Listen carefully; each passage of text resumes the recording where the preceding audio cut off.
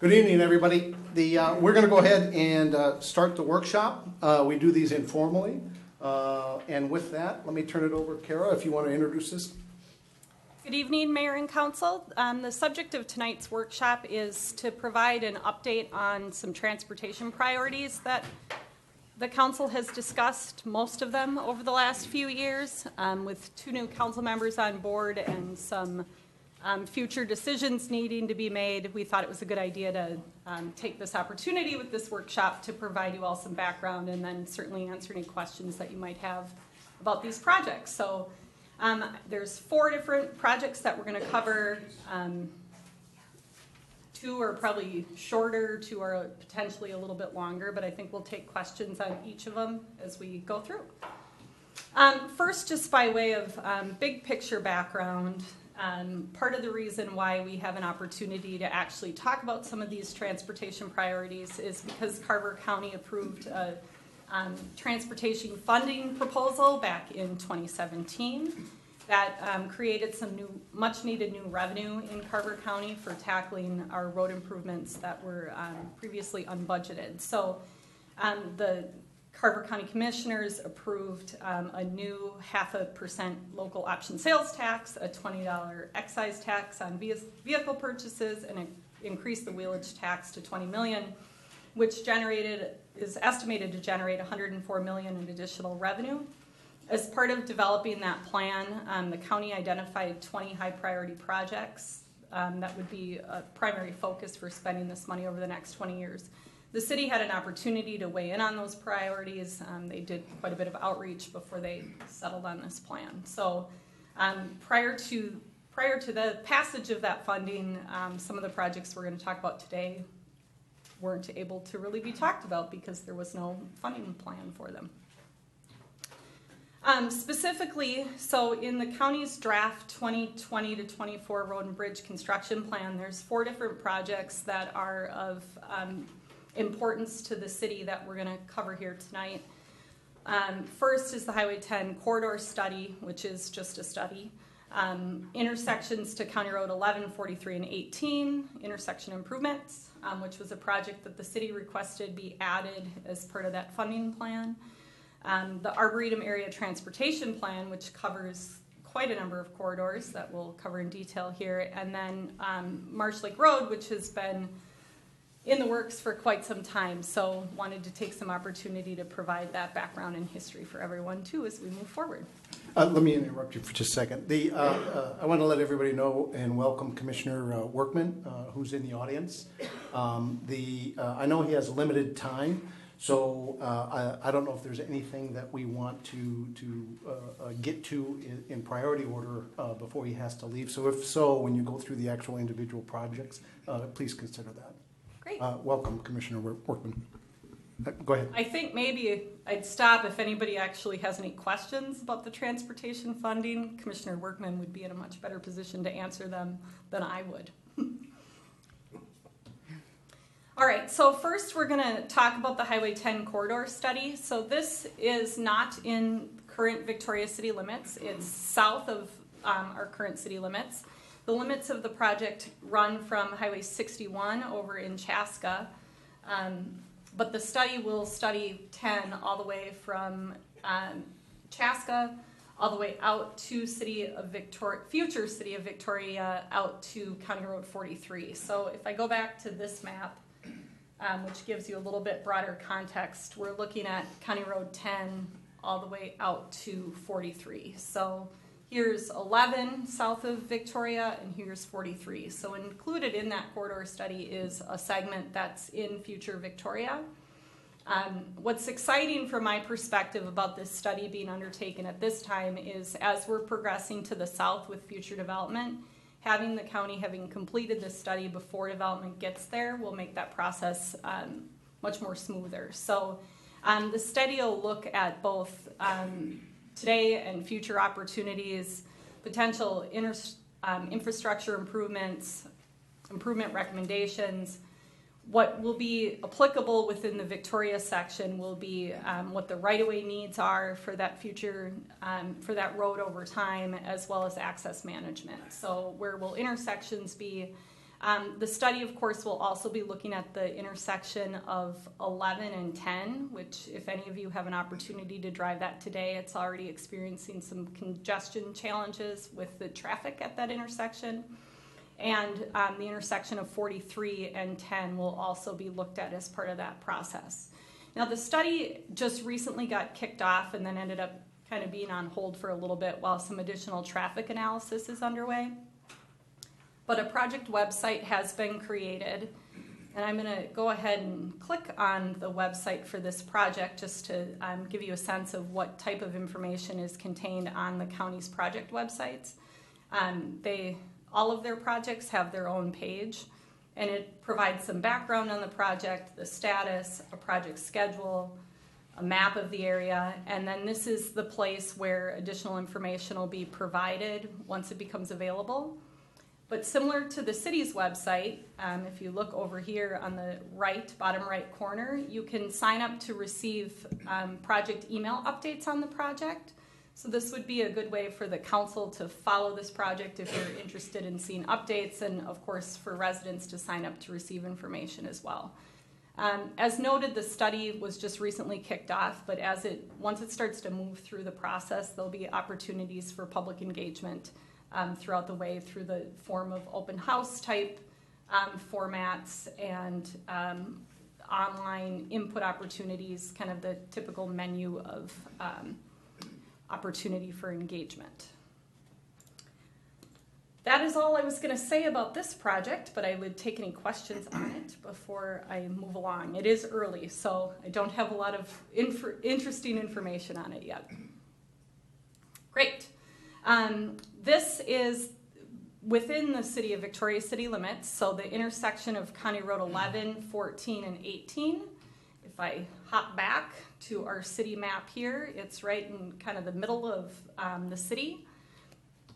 This council has recently approved a joint powers agreement for concept development phase. As a refresher, in 2016, a warrant analysis was conducted by the county, which resulted in an understanding that we would be approaching warrants at that intersection for increased traffic control, which could take the format of a traffic signal or a roundabout.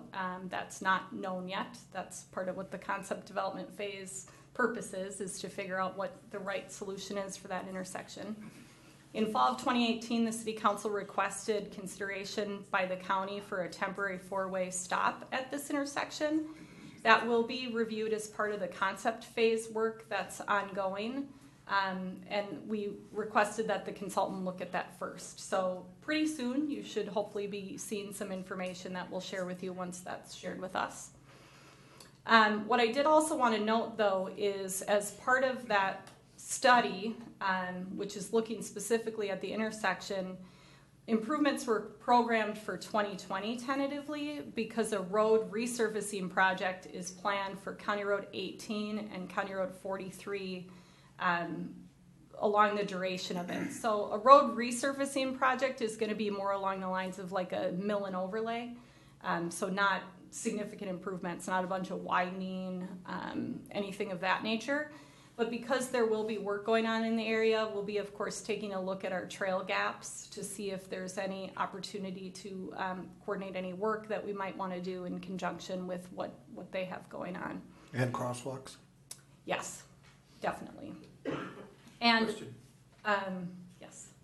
So if there's a possibility of stop signs as a stopgap measure, that wouldn't be 2020, would it? No, those could be installed much sooner because it just involves putting a stop sign in the ground. A project website has not yet been created for this project, but the county will be creating one. Similar with other projects that we're discussing today, there will be an opportunity for public engagement. I do know that the property owners who live right around the intersection are, of course, very concerned about how this proposed project might impact their access, their property, things of that nature. So we do anticipate doing some more individual outreach, so one-on small group meetings with the people who are affected right around the project once information becomes available, in addition to a bigger open house type format as it moves through the process. And certainly we'll be updating the council along the way with information. Perfect. Questions? Just to point out that headline should be 11:43 and 18. Oh, yes, Oh, we're yeah. correct. Good 11:43 and 18. 14's not there. Just a rough question. What's the difference in cost between a four-way traffic signal and a roundabout? It really depends on what the right-of-way impacts are, but a roundabout is significantly more expensive because you're, likely reconstructing portions of the highway in order to accommodate it. And land acquisition. Correct. The consultant will go into it with a clean view of it and do an analysis about what makes the most sense from both a traffic perspective and then, of course, a cost perspective. So the county will be evaluating all of that as they try to decide what the right improvement is.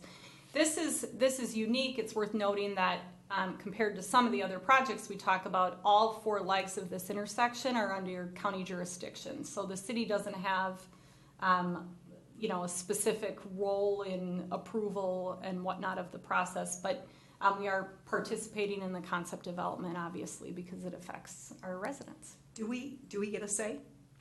We get to have input. That's it. Which is different than a say. Jurisdictionally, it's just not, I think it's important to make that distinction between roads that are under our authority versus roads that are under county authority. But I can tell you in my experience, the county is very much interested in the city's input as they prioritize projects and make decisions about what to do. Okay. I will tell you, since the question came up about cost, I was told everything was preliminary, but a roundabout could potentially cost 3 times as much as the lights here, right? Subject to a lot of changes between now and then, but it's significantly more expensive. Which I agree with you on that, which makes me wonder why we have to go through all this. Government? From a traffic perspective, they function differently. So it's important to understand what the right traffic solution is to help you all make that decision. Yeah, okay. All right, next one. So the I guess what I would refer to as the most exciting of the projects we're talking about today, because this is the one that the opportunity for new funding really is a game changer. So the Arboretum Area Transportation Plan is really a mini study of a lot of different areas because they're all interconnected. But what's exciting about it is historically, so I've worked here for a long time, and congestion on Highway 5 has always been a concern, and I've had the opportunity of responding to every phone call I get by saying, well, there's no funding.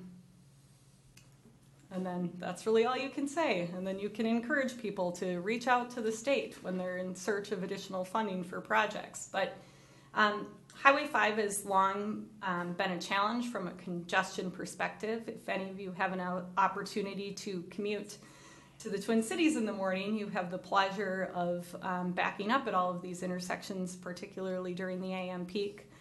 And with winter, it's been particularly challenging. It's not uncommon to find traffic backed up from the intersection of Rolling Acres Road and 5 all the way into downtown. We've seen a couple of days where it's backed up all the way to Floyd's. So, and then the reverse happens on the commute home. You'll see traffic backed up all the way to 41 practically to get through this intersection. So Highway 5 is a main focus of this study from 41 all the way through Victoria past Dairy Queen, so past the westerly leg of County Road 11. An additional primary corridor in the study is Rolling Acres Road from 5 to 7. This is a road that's over 50 years old. Certainly was not built to accommodate the use and type of traffic that's on it currently today. There's a lot of safety concerns with the speed of traffic traveling on that road. There's a lack of turn lanes, so there's right turn lanes but no left turn lanes at the major intersections, and then there's a number of private driveways that are accessing the roadway as well. We have a number of residents in this area that are very interested in participating in any sort of project scope development for what this improvement needs to look like. There seems to be consensus that it needs to be improved, but how and what is, of course, of great interest to our residents. The other primary corridor that those of us who've been around a long time have talked about forever is the extension of County Road 18 over to 41. So currently this is a gravel roadway that experiences upticks in traffic depending on the conditions of 5, but certainly is in need of upgrading to be a county road. The challenge that has always come up associated with this project is it would be a county road improvement, so it would be subject to the county's cost participation policy, which requires cost participation by the cities. And in this case, the roadway is mostly in Chaska. It's also, some sections of it are in Chanhassen, but it really doesn't provide any value or benefit to Chaska taxpayers or Chanhassen taxpayers because there isn't any people. There's some rural residential down in this area, but there isn't any high density. So there's always been concern from those cities about how they would prioritize spending their funds in this area compared to other county road improvements throughout the county. These dashed lines represent secondary corridors that are not the primary focus of the study that's being undertaken, but they're so interconnected to these other primary corridors that they will have some level of evaluation associated with them. So as noted on the slide, the primary plan purpose is to engage all the communities to reach a consensus on a transportation vision and project-specific, locally supported project layouts that address traffic management, safety, and project phasing. That is no easy task for a project of this nature, covering so much territory and so many different constituents with different competing thoughts and opinions. But the plan development scope will specifically evaluate short and long-term transportation improvements along the primary corridors. As it relates to Highway 5, there was a corridor study that was completed in 2008 that looked at expanding that corridor to 4 lanes along the same pathway. The findings of that study, which included extensive public engagement, will inform this process. Will be a document that certainly will be looked at in terms of background data. But again, the consultant will be taking a fresh look forward for what the best way is to prioritize improvements under today's conditions and future conditions. The elements that'll be looked at, examples are traffic. So the county's recent traffic modeling updates that occurred as part of the 2040 comprehensive plan will be inputs into this study. Access management is something that's always looked at in a study. Safety, of course. Pedestrian and bicycle connections, which I know are of great significance to us in a lot of different areas. Both the crossing, the regional trail crossing on Rolling Acres Road and the safety concerns associated with that, as well as looking for opportunities to move pedestrians safely across Highway 5. Couple of key locations that we get a lot of feedback on: the intersection of Park Drive and Highway 5. People trying to cross there. There's a trail on the south side. You have the regional trail on the north side. So people darting across that area with very poor sight conditions. And then, of course, 78th and Highway 5 and Eiger Lake Lane. We get a lot of foot traffic coming into town during our events. And then, of course, within the core of downtown, obviously, the pedestrians moving back and forth from there. Stormwater management, of course, is a concern. Some of you have probably heard the folks up in the Rolling Acres Road area talk about the concerns with Schutz Lake. That water is currently not impaired for nutrients, but a road project on Rolling Acres Road would create an opportunity to provide some additional treatment.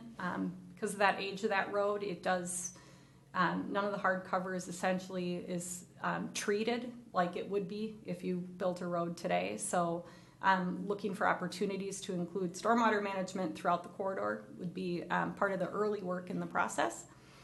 And then, of course, phasing. So that's a big reason why all of these projects are put together in one big giant plan. because all the parts fit together. So as an example, to do work on Highway 5 between 41 and Rolling Acres Road, we have that area that's really narrow and there's water on both sides. We're probably looking at a need to close the road at the time the improvements are constructed. So in that type of circumstance, does it make sense to have already completed the improvements on 18 so that there's a local detour around Highway 5 so we aren't all going up to 7 or all going down to 10 and 212? That's just an example. The other thing too is that the congestion issues all interrelate. So we've had conversations over the years about improving the intersection of 5 and Rolling Acres Road. But if 5 to the east is not 4 lanes, you can make this intersection bigger, but you're just going to send the traffic into a brick wall on 5 because there isn't really any more capacity for the cars to move to. So phasing will be a really important piece. And then, of course, probably the most significant piece is going to be the public engagement process. So this plan development is intended to take about 2 years to complete. It's a significant undertaking with many meetings are going to need to happen when you look at all the affected property owners in different jurisdictions along the way. So the project will include the creation of a stakeholder advisory committee, which will be made up of citizens. So that could include a representative from downtown Victoria, a representative from the Rolling Acres Road area, somebody who commutes on the roadway and is concerned about that. It's really intended to be kind of a diverse group of different people, 10 to 12 or so total from the whole corridor, so not just within the city of Victoria. That will have an opportunity to engage a little bit more closely with the consultant, somewhat similar to what we did with the Comp Plan Steering Committee. And the reason why we liked that as an opportunity for this project is it's complicated and there's a lot of different pieces. So creating a space for some of our citizens to become a little bit more involved and have a little bit more in-depth understanding of how the pieces all fit together struck the staff group as being a really necessary tool to working through this process. But that, of course, isn't going to eliminate the broader engagement. So there'll be open houses, 3 different open houses at each phase of the project in each location. So multiple open houses depending on where we're located. Sub-area meetings, so we envision having some specific meetings, for example, related to downtown Victoria. So the issues around Highway 5 in downtown are very different than the issues around Highway 5 out by the Arboretum. So we want to have an opportunity for some individualized discussion through those sub-area meetings with those different groups. What's the role? Oh, Go ahead. what's the role of the Arboretum in all of this? Another big property owner. Correct. So they'll participate. They'll be invited to participate on the technical advisory committee, which is the engineers and the staff people participation, and then certainly in the stakeholder group as well. Just a point of reference, if people have heard us talk about or have heard neighbors talk about 82nd Street, can you show them on 18? We talked here about 18, but it's also 82nd Street to the east, and if you go far enough, it's Lyman Boulevard over in Chaska. So you may hear all of those names referenced. It's the same stretch of land, or it's the same gravel road, depending on which part you talk to. One other point, I've heard discussions from the Arboretum that, I don't want to speak for them or say they've committed, but there's been some discussions about potentially moving, if 82nd Street gets improved, moving the entrance to the Arboretum off of 82nd Street and taking it off of 5, which may obviously shift that traffic, so it's helpful. Again, they haven't committed to that. I've just heard that there's discussions about it. And then finally, I have spoken before with the mayors of Chaska and Chanhassen specifically about this, and the county, both Commissioners Workman and Maluchnik, are willing to work with those cities to try to figure out a way for financing, because they don't their city's portion there may be ways to have the county kind of upfront that money, especially Chanhassen, when the bulk of their land is really the Arboretum, and the Arboretum's not going to want to pay in, and Chanhassen can't recoup it because there's no development. They can't develop the Arboretum's land. So there's some unique challenges here, but those discussions with those other mayors continue to happen. If something can get worked out, I'm sure it will come back to each of the councils for review and discussion at the appropriate time. So there's possibilities, but I think everybody understands this is going to take a long time to try to get something done. But if 5 is ever going to get improved, 82nd Street would have to be completed first. There's no way you can work on 5 and not divert that traffic someplace. If 7's our only route, we might as well shut down this end of the suburbs. So, go ahead. Any other comments? Just so additional tools will be used from a public engagement perspective as well. Certainly online tools like we use with the comprehensive plan process, where people had an opportunity to hop online and provide feedback about different issues or different items under consideration. That certainly will be a part of this process. We're going to be looking for many ways to get information out and make sure that people are able to engage in the process, because it's a huge point of what we're doing. A project website has already been started for this project, so it contains some of the information that was this background information. There's a map. The county had sent out requests for proposals for the completing the study itself, so that information is there. But you can also sign up here as well to receive project email updates. The City of Victoria's website will end up linking to this website so that we aren't trying to maintain 2 different websites. So we'll send people from our website over to here, and we'll continue to encourage people to sign up. One of the things that I just wanted to note that we did include in the project scope for downtown, so through the comprehensive plan process, there was lots of concern and discussion about what does a change on Highway 5 mean to our community. So as an example, if you're to widen it to 4 lanes, are you really cutting our people off from the destination that we all like to walk to and get to? So what that corridor ends up looking like through downtown, I think is going to be require a lot of time and input and energy along the way. So within the project scope, we did include creation of a flyover animation similar to this one that I'll show you here that was created for downtown Chaska for the 41 project.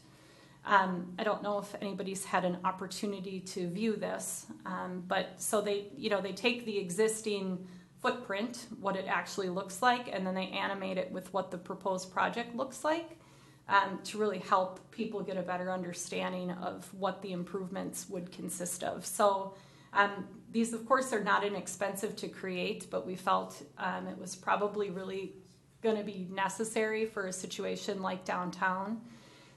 So the scope does include this within downtown Victoria, and then there's a more stationary animation view at Rolling Acres Road and the trail crossing, which is another area that we'll be looking at different options for how we move pedestrians safely through there. So the scope right now includes an animation for that.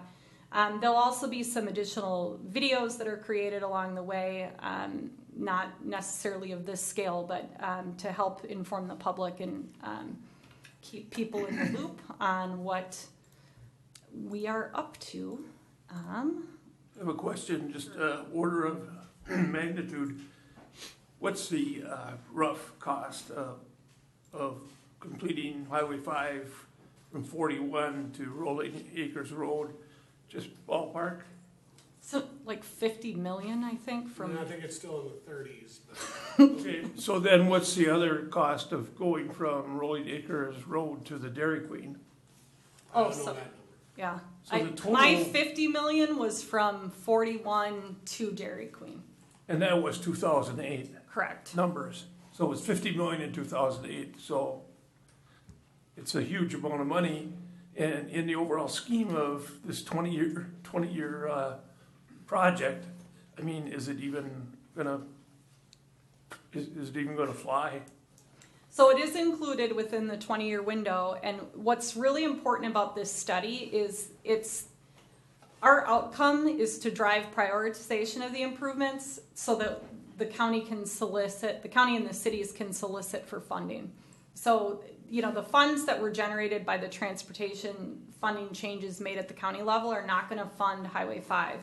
We need to use that money to leverage state and federal funds through the various funding programs that are available. So, you'll start to see the study get completed, but we aren't going to start to see widespread improvements on Highway 5 until, such time as funding becomes available.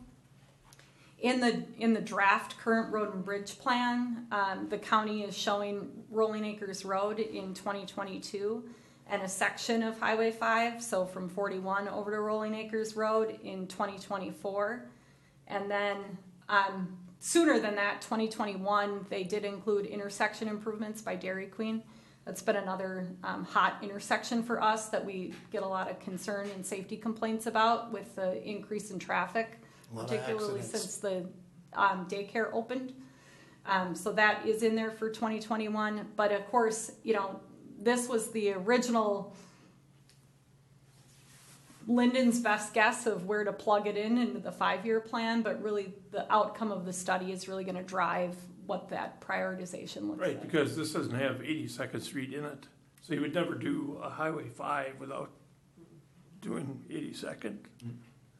That kind of... Sure, but the study will, from an engineering perspective, dictate what makes the most sense.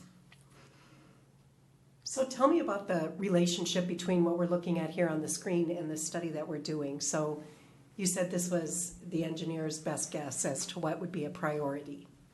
Based on what? Public input and feedback along the way. And really ability to, some of these things, when you look at Highway 5, 2024, that would assume we hit the next funding solicitation cycle and then would have funding available from the federal or state level. That would be the soonest. Okay. Do we know, does the Arboretum have a master plan? They do. Yes. And how does their master plan impact kind of what we're talking about here? I've heard the same thing that the mayor has heard, that they're looking to maybe put a entrance, on the backside of that, or another, or instead of. Is there an opportunity to do some cost sharing with them on some of these improvements? Has anybody talked about it or have entered into those conversations? Or the Arboretum is great to deal with, but it's University of Minnesota property. Mm-hmm. So our experience has not been one where the University of Minnesota isn't necessarily in a position to participate in significant fundings of things. But we'll be working very closely with them with their master plan to understand what their long-term needs are, and I'm sure that's going to play into the prioritization discussion.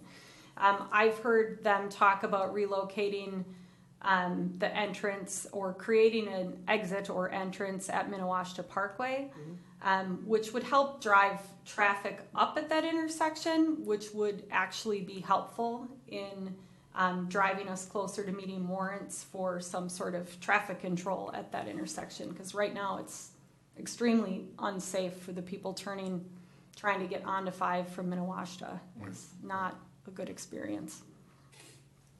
There's a natural corridor into the Arboretum there, too. Yes. So I think with that, I might as well just stay on task here. Under the regular council item tonight, you'll be asked to review and approve the joint powers agreement.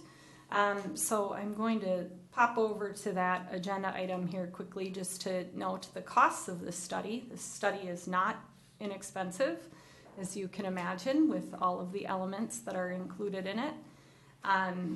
So specifically, the projected contracted project cost of the study is just under $800,000. That study is proposed to be funded through a combination of agencies. So with the state, MnDOT picking up 50% of it, Carver County picking up 30% of it, and Victoria picking up 14%, and then Chaska and Chanhassen collecting the last 6%. The funding breakdown of the local share was based off of mileage within the city limits. So there's significantly more miles within Victoria than there are in these other two cities, and we also have some additional flyover animation and some additional public engagement simply because we have so many more people in the areas where these roads are included. So we'll be discussing that as part of the regular agenda item. Has this funding been secured, or do we have to go through some sort of an application process? The county has already approved the joint powers agreement and the contract last week, I think it was. MnDOT is in the process of approving their share. We're working on approving ours, and we're proposing that our money would come out of our long-term street maintenance fund. So we've already budgeted for this? So I was at a slight disadvantage with our finance director not being here when I was putting this together, but there is funding within the long-term street maintenance plan. When you go to the detailed plan, she had it out 2 years, but the cash is already in the fund. So it's just the timing is different than what she had in hers from last year. Let's get back to the workshop because this is a council item. Yeah. I have a couple questions for Commissioner Workman.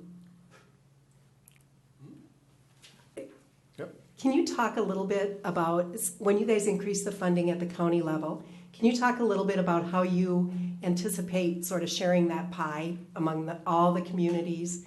Or are you hoping that this study is going to get you to where you need to be and everybody's going to be all singing on the same page of the same hymnal? Are you talking about just this study? I'm talking about the whole increase in transportation funding, this whole $104 million new money. How do you propose that's going to be split among?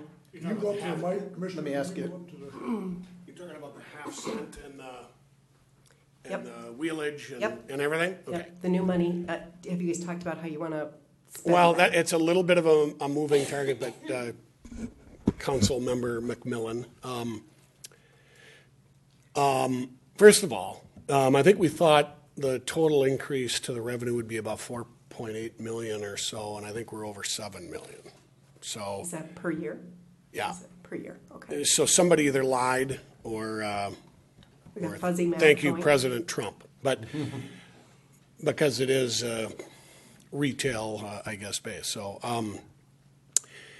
it's sort of been a moving target, but of course, we have our priorities. And I would get this same question at Chanhassen. What about us? I can get or have Lyndon get the list of, he's kind of the magic man with the dollars that he uses to leverage all of this and get all of this accomplished. He doesn't have money in that fund to do 33 million mile on Highway 5 over here. He's very concerned about 82nd Street because all the traditional funding mechanisms that he can pull rabbits out of hats on aren't there for that. That's why if you guys could just get Chaska to develop the thing, maybe we could pay for it that way. But so that's going to be a little, but that's a $15 to $18 million, I think, problem. Am I right about that? Sounds right. So we have a list. We're dealing with the turnback of Galpin Road in Chanhassen by the Prince property. So that's a big deal. We're dealing with 101 over the bluff in Chanhassen and a variety of different things. So everything is kind of pulling, but Lyndon is pulling everything from everywhere. We got $9 million from the legislature for 101 over the bluff in addition to whatever. We're dealing with 212. We're $5 million away from the next segment to Cologne. Which brings me to another one of my questions. You all have been very successful in advocating for money to get that 212 corridor moving. And I know that at one point in time, Highway 5 was also part of that work plan for that group of folks. Where does that land in that process? The Southwest Corridor Transportation Coalition is still very much on Highway 5. They're a Highway 5 organization also. There are two different roads besides that, obviously. Highway 5 hasn't always been a road that the state of Minnesota, they'd love to give that to the counties. They'd like to turn that and get back and get rid of it. But we're not taking it unless it's fixed. And so we're going to see. I sat with Representative Bowe today. He's looking for priorities. This Highway 5 Arboretum study is the thing I'm telling him he should really try to make a priority out of for bonding. This isn't even a bonding year, and I think the governor's going to come out with a $1.2 billion bonding package. Next year is supposed to be that year, so maybe it'll be a $200 to $500 million bonding. But there are ways to get some money out of there, especially if MnDOT needs it. I keep pointing at Kara as though she's MnDOT, but so there's a lot of moving parts around there. But this would be a priority for Representative Bowe and Jensen, and. So I'm not sure I'm answering the question, except that I got to go back and get you that list of what really sort of is the priority. You and Chanhassen are gobbling up the money. So. Okay, so it's like you're reading my mind. So you bring me to the next question. So Governor Walz has proposed a pretty big, significant transportation package. And I know we've got a long way to go before we get to the end of what that actually looks like. But have you talked about how additional money from either the state for transportation projects or even the federal government, if they ever put an infrastructure package together, how that would impact what you guys are doing here? Will you continue to collect the money and just work the projects faster? What does that do for you? Correct. I think absolutely. And again, I was on the hiring team for Mr. Rob Genton, the best thing I think I ever did at Carver County. He's really has a talent and a knack at putting all these different funds with the acronyms that none of us can remember. And I pay attention to it. And I had asked him early this morning if he was going to be here, and Kara said he didn't need to be, right? So,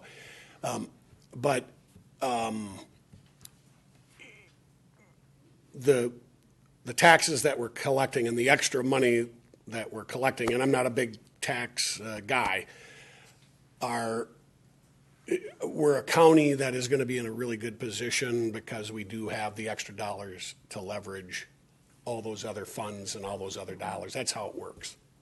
Scott County is getting 169-41 intersection, that big thing down there, because they were ready with dollars with their tax to say, come on in. I mean, we did the 101 bridge. You're going to really appreciate the 101 bridge, Chanhassen to Shakopee, that Carver County loaned MnDOT $18 million on it. So there's a lot of fancy financing going on, but it got it done, and MnDOT's paying us back. And then Linden would move those dollars back over and around to something in Victoria or wherever. We keep reusing them. So we wouldn't be proceeding with this. We don't have the dollars for a lot of it, but this is the start, as Kara said, to figuring out which funds we're going to qualify for and how much. So. Great, thanks. On a little matter, Mr. Mayor, we had a little glitch on my tunnel under 41, the Arboretum, into the Arboretum tunnel. We found some artifacts. They were going to delay it for a bunch of years. That is back on track. So the connection from Victoria through the Arboretum and under the tunnel under 41, that's going to kind of connect. Connection. The Highway 5 trail connection is going to be there. I'm trying to think of a couple other things that you guys are talking about, but I'll think of them. So, okay. Thanks. Thank you. We're going to run short on time, and I know there's a lot of people that want to hear about Marsh Lake Road. So can we move to Marsh Lake? Perfect. Okay, so Marsh Lake Road, totally different space and time than the previous projects we just talked about, because it is in preliminary design, and as the residents know, have been trapped in preliminary design for many, many months. But specifically, the project limits are the improvement of Marsh Lake Road from County Road 11 to County Road 43. This is currently a road that's under city's jurisdiction that will transfer to the county upon completion of the improvement. So it is a joint city and county project with the city responsible for funding a portion of it. So under the county's cost participation policy, the development-driven cost participation policy column.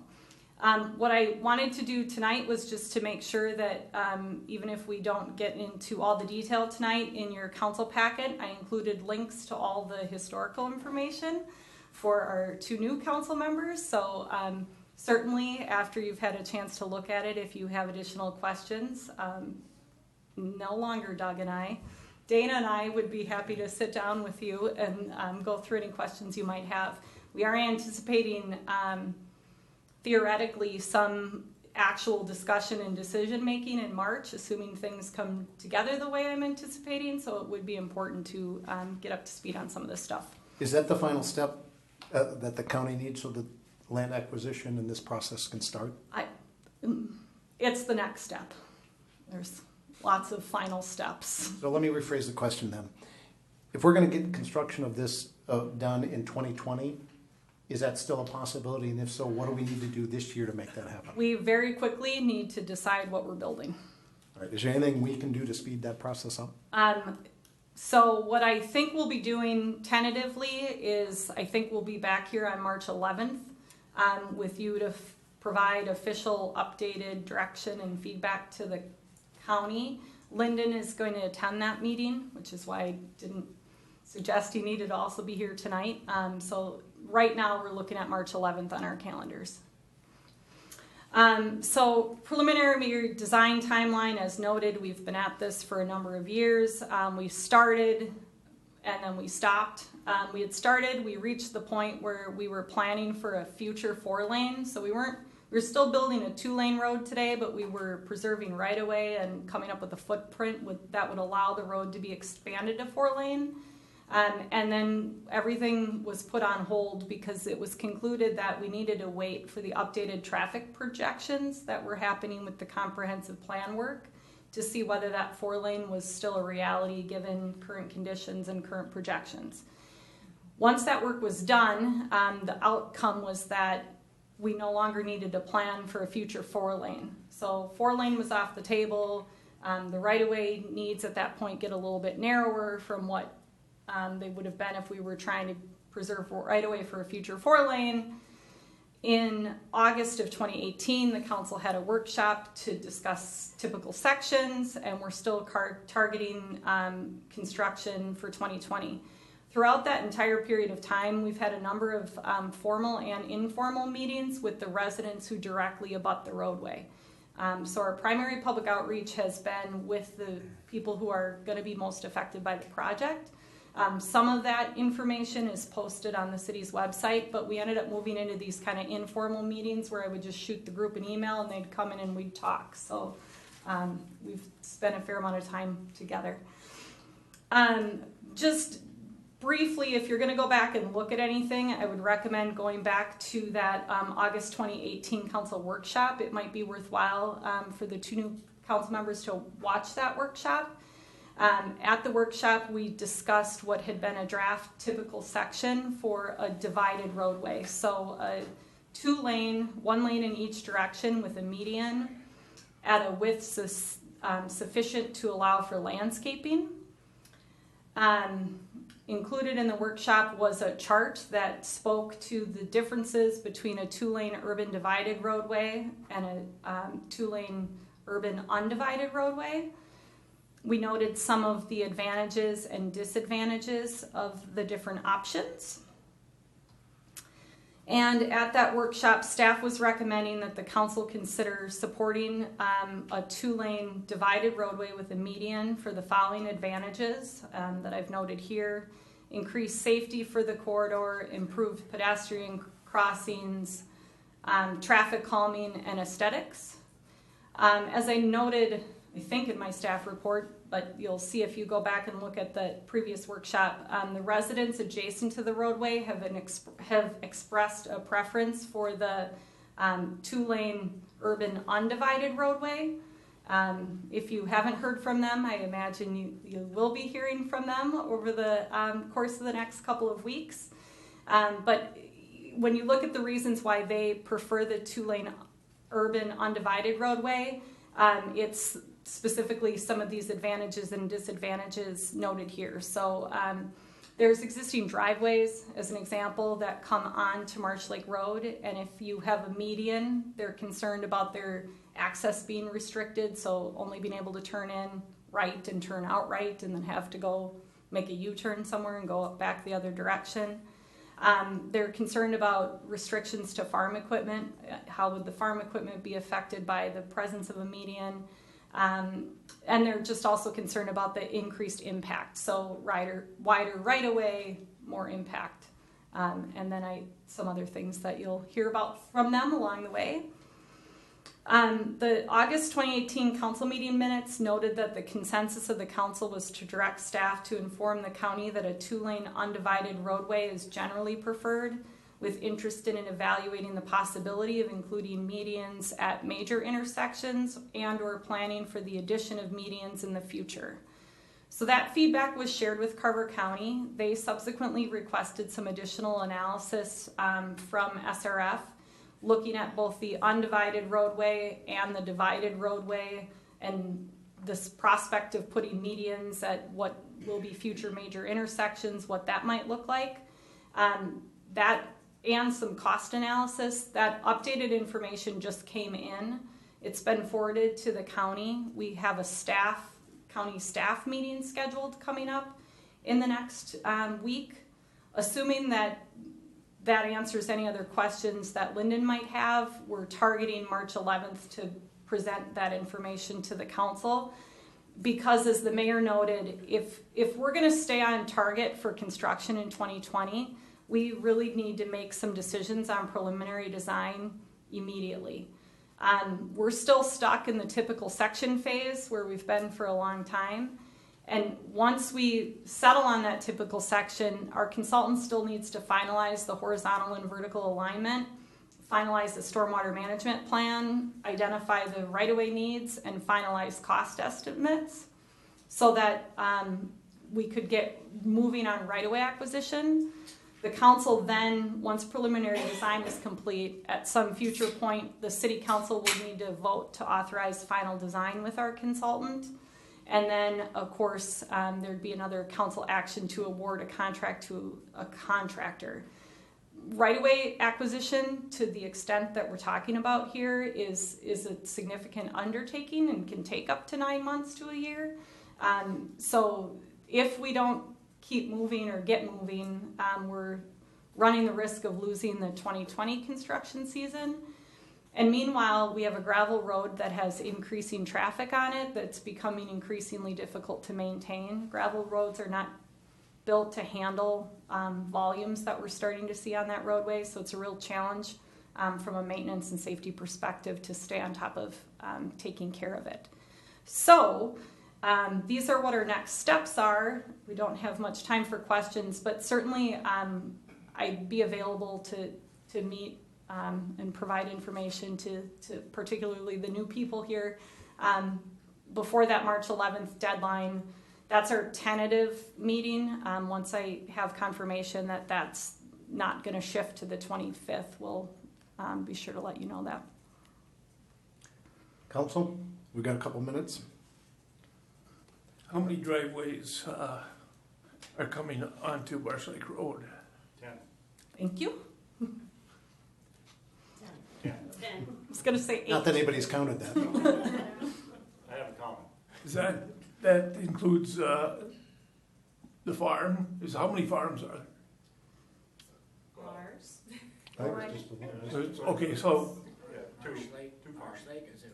so there's 2 farms, so it's 8 residential driveways. 3. 3 farms? Yeah. 7 residential driveways. Okay. So the Schmiegs are still farming. They farm both sides of the road. And then Kelzer's property is still farmed. A portion of the Hunt Club property is farmed. And then that Meat Cutters is not farmed, correct, currently? And then, then you have a handful of residents along the way, particularly through this midsection here with direct access to the corridor. Certainly, if you haven't driven it, it would be certainly a good idea to I've driven take a it. tour. Okay. Thank you very much. This concludes the workshop. We'll convene the council meeting in about 5 minutes.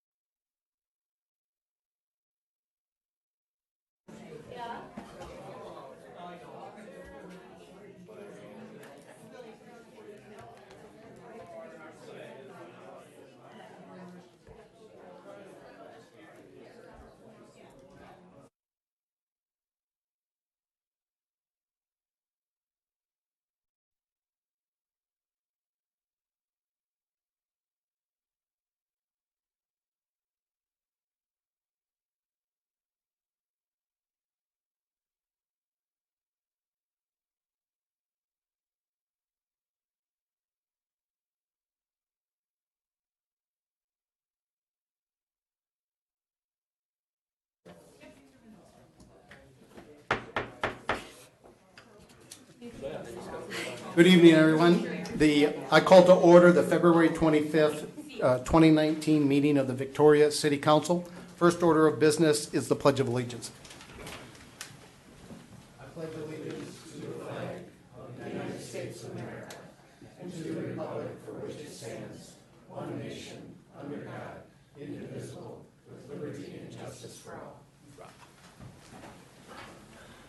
Okay, good evening, everybody. I know we've got some changes to the agenda. Doug? Mr. Mayor, I do. I'd like to add two items. On 4B, I want to add a resolution which authorizes us to do a summary publication of the ordinance. And on 4C, I'd like to do the same kind of a resolution which allows us to do a summary publication of the ordinance. So there'd be addition to 4B and to 4C, two items. Okay, before we do that, the summary publication is nothing more than to save the city money on publication costs, correct? It doesn't functionally. That's correct, and we should have put it in, we just failed to do that. It really shortens the amount of money we spend for advertising. All right, so I move that we add those two items, and these are both under the consent agenda. I move we add those two items under the consent agenda. Is there a second? Second. All in favor signify by saying aye. Aye. So those items are now, Cindy, did you get that under 4B and under 4C, the summary publications? Yep. Okay. Any other changes to the agenda? Mr. Mayor, under the consent agenda, I want to remove one item, but it's not a change to the agenda. Which item? It'd be item D. I'd like to just have a discussion right after you do the rest of the consent. Okay, so we'll remove item D and discuss it immediately thereafter. Let me pause right there. I'm going to come back. I skipped the open forum. I'm going to come back to that, so please hold on for a second. Is there any other changes to the consent agenda? Okay, I move that we adopt the consent agenda minus item D, which we'll immediately discuss after approval of the consent agenda. Is there a second? Say, Mayor, point of order, I don't think we adopted the agenda yet. Or did we? No, you're right. We didn't. So let's make this change then first. Let's go back to the agenda. Geez, I'm all out of order tonight. Is there any other changes to the agenda other than what we've discussed? No? I move we adopt the agenda. Is there a second? Second. All in favor signify by saying aye. Aye. Okay, thank you. And as long as we're here, before we go back to the consent agenda, let me do it the right way. Open forum. Is there anybody that would like to address the council on anything? Okay, seeing none. Now we're back on track. Consent agenda. I move we adopt the consent agenda minus item D, which we'll discuss immediately after the adoption of the agenda. Is there a second? A second motion. All in favor signify by saying aye. Aye. Okay, that passes unanimously. Doug, item D. Mr. Mayor, I'd like to have Pat just give you a quick explanation of a change on item D. Pat? Good evening, Mayor, members of the City Council. So when we drafted the staff report, we mentioned that we received 4 letters of requests for annexation. It was being optimistic when I drafted the staff report. We actually had 3, and we were waiting for the Schmiegs. I got a letter or an email from the Schmiegs on Friday saying that they wanted their attorney to review it first. So we didn't have time to change the staff report. So I just want to clarify that we got 3 of the 4 letters. We're waiting for the Schmiegs, and we should hopefully get something from them March 4th. In addition, the other minor change we made is the map. We just wanted to clarify that it's only 150 feet of the Schmiegs property that we are proposing to annex. The map had the entire property, but it was labeled undeveloped. We weren't intending to annex the entire thing. It was just that one small piece. So Is we that just for wanted the to clarify. water lines? Correct. Okay. We just wanted to clarify that. Okay. With that, that's the only thing that we just wanted to make the mention that we made a mistake in the staff report, clarify it, and then, but staff still recommending the City Council adopt resolution number 2019. A resolution directing staff to file for annexation of the 4 properties along Corner Road 11, Victoria Drive. Okay, so before we go,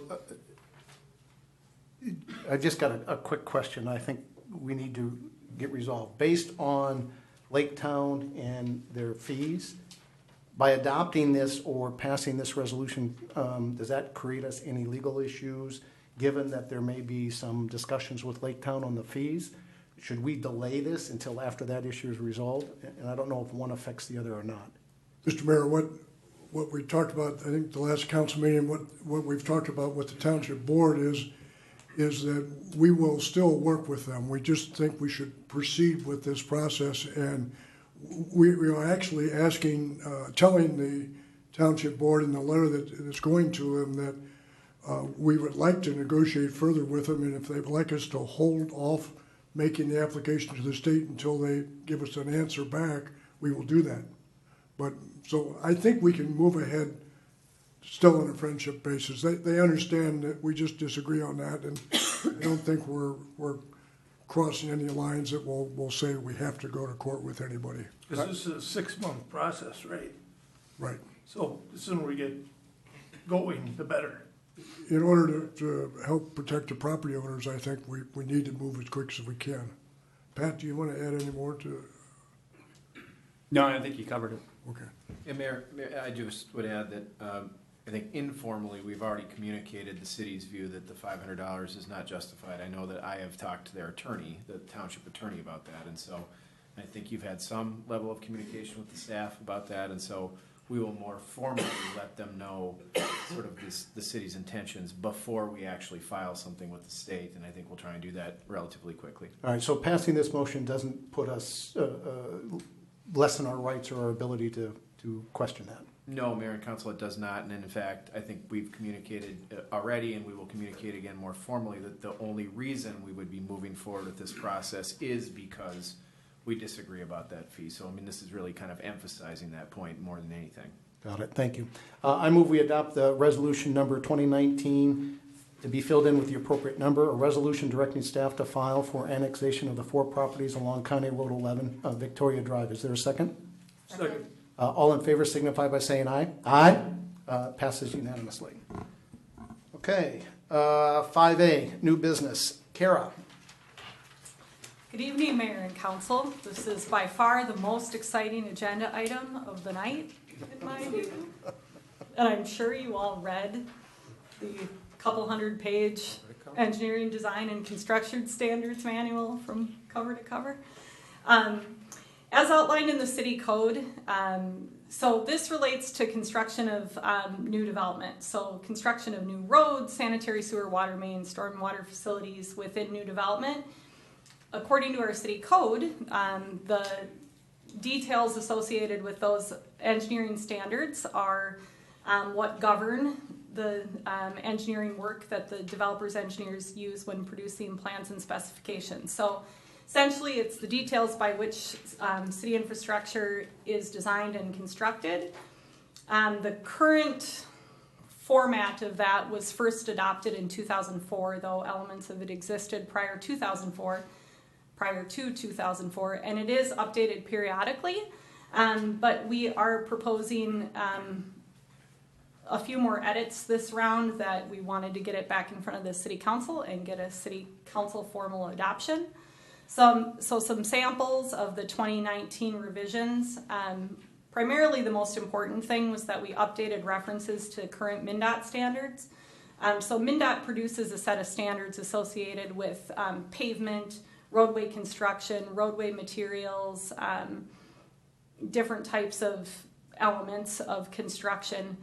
Their last standards update was in 2014, so our current draft existing standard references those 2014 standards, so we needed to go through the entire document and change all the references to be 2018 to reflect current practices.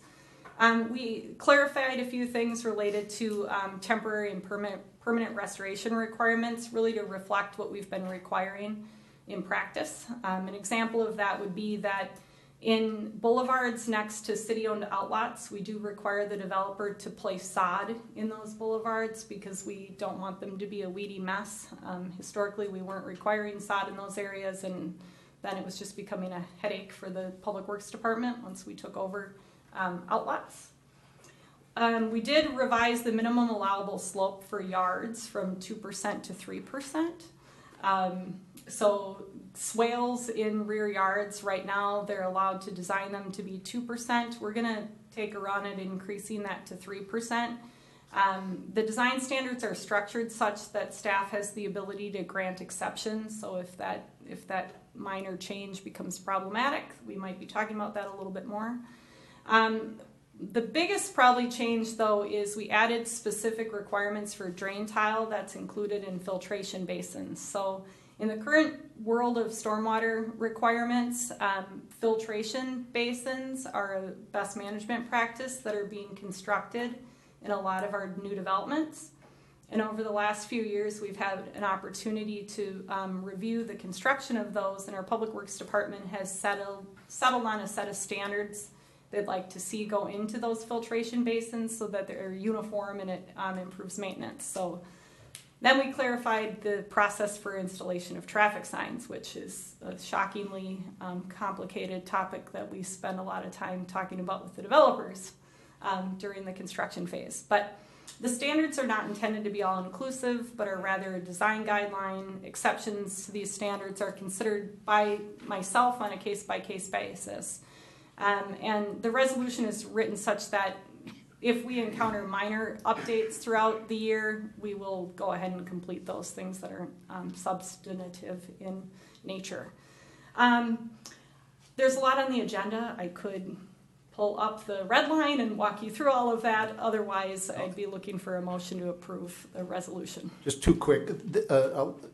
So what I heard you say is there's administrative changes and there's not substantive changes here that list requirements, but it's a guideline, not an absolute requirement. Correct. Yeah. All right. So it's not uncommon for the developer's engineer to encounter a standard that they can't meet for some particular reason, and they just call and we talk through it and resolve it. Would you classify the changes as, if you will, routine and in line with leading expectations or leading practices? Yeah. All right. So there's nothing the council needs to look at? No policy level changes. All right, council. I move that we approve a resolution. I move that we approve the resolution approving an update to the engineering design and construction standards manual. Is there a second? Second. All in favor signify by saying aye. Aye. Motion carries unanimously. Thank you, Kara. You have 5B, Arboretum Area Transport Study. Mayor and Council, this is a continuation from our council workshop discussion today. So we were able to cover this in great detail. So I'm not going to spend a bunch of time on it other than to note that we're seeking approval of a joint powers agreement with Carver County for the purposes of developing this transportation plan. This is a pretty significant undertaking for our community and a very important process in figuring out how to move forward with much needed transportation improvements along Highway 5, Rolling Acres Road, and 82nd Street, which is an extension of County Road 18. The study is anticipated to take about 2 years to complete and will include extensive public engagement. The county has created a website for the project. The city will also create a website that'll link to the counties, but the public can go to the county's website to sign up to receive updates. I certainly would recommend going back and watching the workshop if you're interested to hear more in detail about this project. We probably spent about a half hour going through it. As noted in the staff report, the estimated cost of the study is $800,000, which will be funded by a combination of agencies as shown on the staff report here, with MnDOT funding 50% and the City of Victoria's share about 14%. The City of Victoria's share compared to Chanhassen and Chaska is quite a bit larger because the vast majority of the study is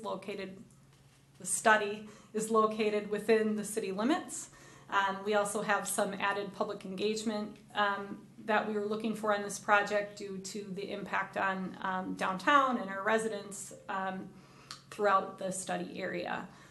The city's share is $112,000, just under $112,000.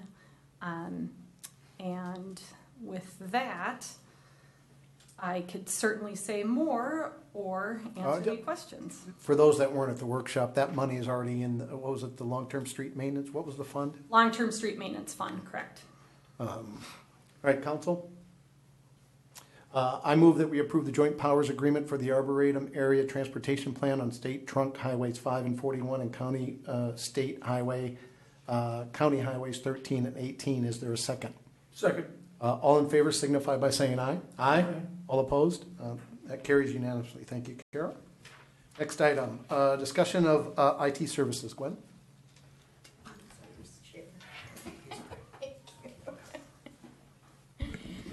Good evening, Council. This item is before you. Mayor Funk requested that the Council have a discussion and provide direction to staff on how to proceed. So what we're talking about is how our IT services are handled. Essentially, there are two options for a city in terms of handling IT services. They can staff that function themselves, or they can outsource it to a managed IT services provider. Staffing the function is expensive. I've provided you some information based on staffing costs in cities in the metro area. Using a managed IT services vendor not only makes the cost more reasonable for a city the size of Victoria, but also it is a cost-effective way to purchase that IT expertise that is not on staff. So best practices call for reviewing contracts, vendor relationships periodically. We've used solution builders since 2006 with a 1 or 2 year not using them due to financial situation. But basically we've used them for the last 12 years, and there's not been to the evidence that I can find in talking to people who've been here a lot longer than I have that we've ever looked at another IT provider. So it's definitely time that we do that. They may be the best one, but it's prudent for us to look and see what's available in the market, both from an expertise and a cost perspective. So the financial impact of this is somewhat unknown. The total IT budget for 2019 is $44,000. If a new vendor charges a similar rate to what we get with solution builders, we've no reason to believe that their costs are out of the ordinary. So if we get a similar rate, then that would not have an effect on the budget. If the rate is more, then clearly that has an effect, and we have to come back to council. If the council direction was to staff that function ourselves, then we're looking at probably twice the cost of that, which would be a significant cost impact. So that's the information before you. I've also provided the draft of the RFP that we would use, and I'm open to any questions. Thank you, Gwen. I asked that this get put on because what I want to do, and I wanted the council to consider this, and if they agree, go ahead and give me permission. I want to step back from just renewing the contract. We actually have servers that are located in closets within the city of Victoria. I'm not going to say where because it's not important. I do computer security and privacy for a living in my professional life. And let's just say that I'd like to do a deeper dive on how we secure residents' data.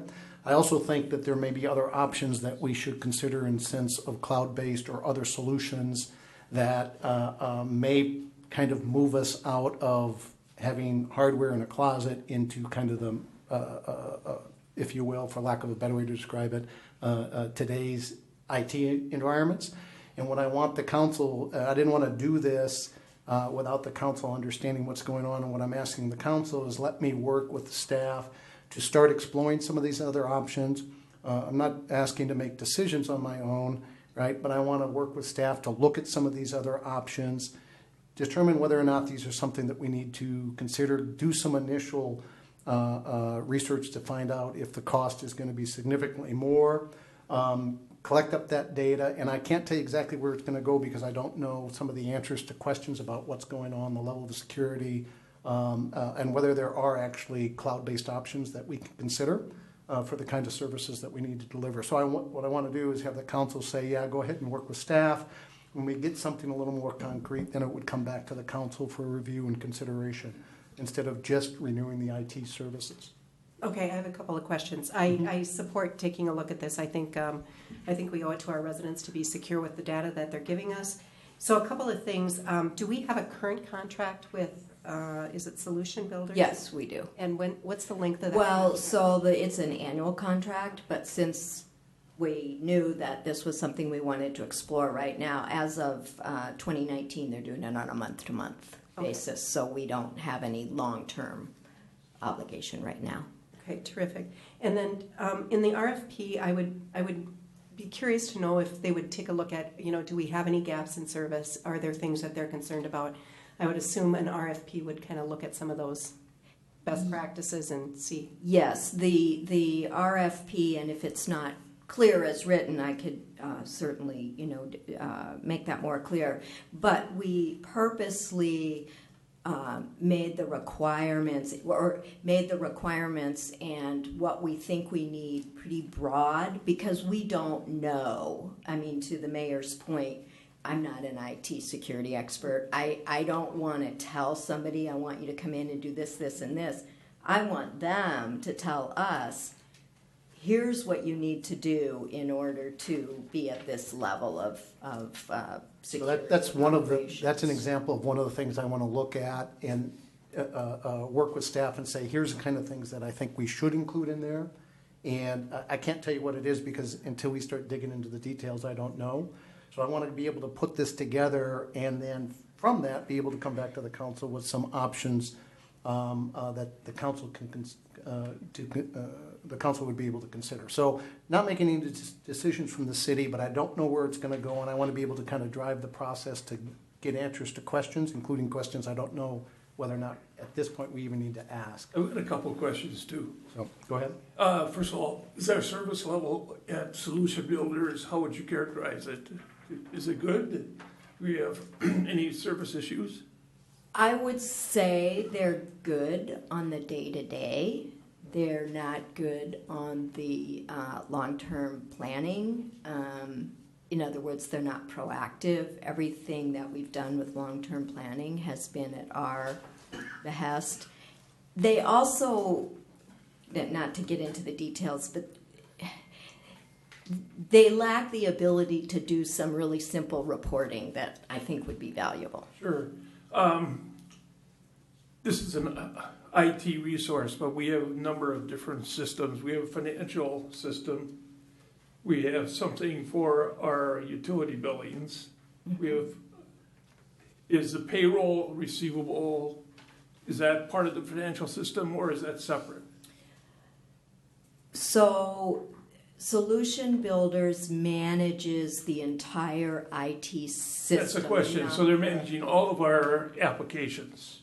They're managing the security of all of the information that goes through our servers. They don't dive into the specifics of, like, every system, every application, like a payroll system, financial, it has its own internal security pieces. Is their function only security, or No. their function, so it's far from, so their function is any kind of IT support? Everything from simple help Right. desk to So I'm long-term plan. talking in the total gamut here. Yeah. Forget security issues for a second. So they're in charge, they'll give us support on any of our applications, which are varied. So we have, Not to the internal workings of the application. For example, if we had BSNA as the program we use for building inspections and such, if there was an issue where that wasn't working properly, then BSNA comes in to do that troubleshooting. Where Solution Builders would come in is if there's a disconnect somehow in how BSNA is working and how the information is coming out and integrating with the rest of our. okay, so the servers, so do we have all of our servers in this building? We or- only have one server and One it's server, not in this building. and it's We have not- one physical server, it's not in this building. Okay, so we have one server, it's not here. Is there, for the council to look at before sending you off on this, is there a page or two that gives all of our financial applications, who the software vendors are, how they're integrated, and basically, you know, what are we talking about when we say replace solution builders? We would, we could certainly provide that information. We are not talking about replacing any of the applications. So not the finance, not our payroll system, finance, BSNA. No, I misworded. In terms of support.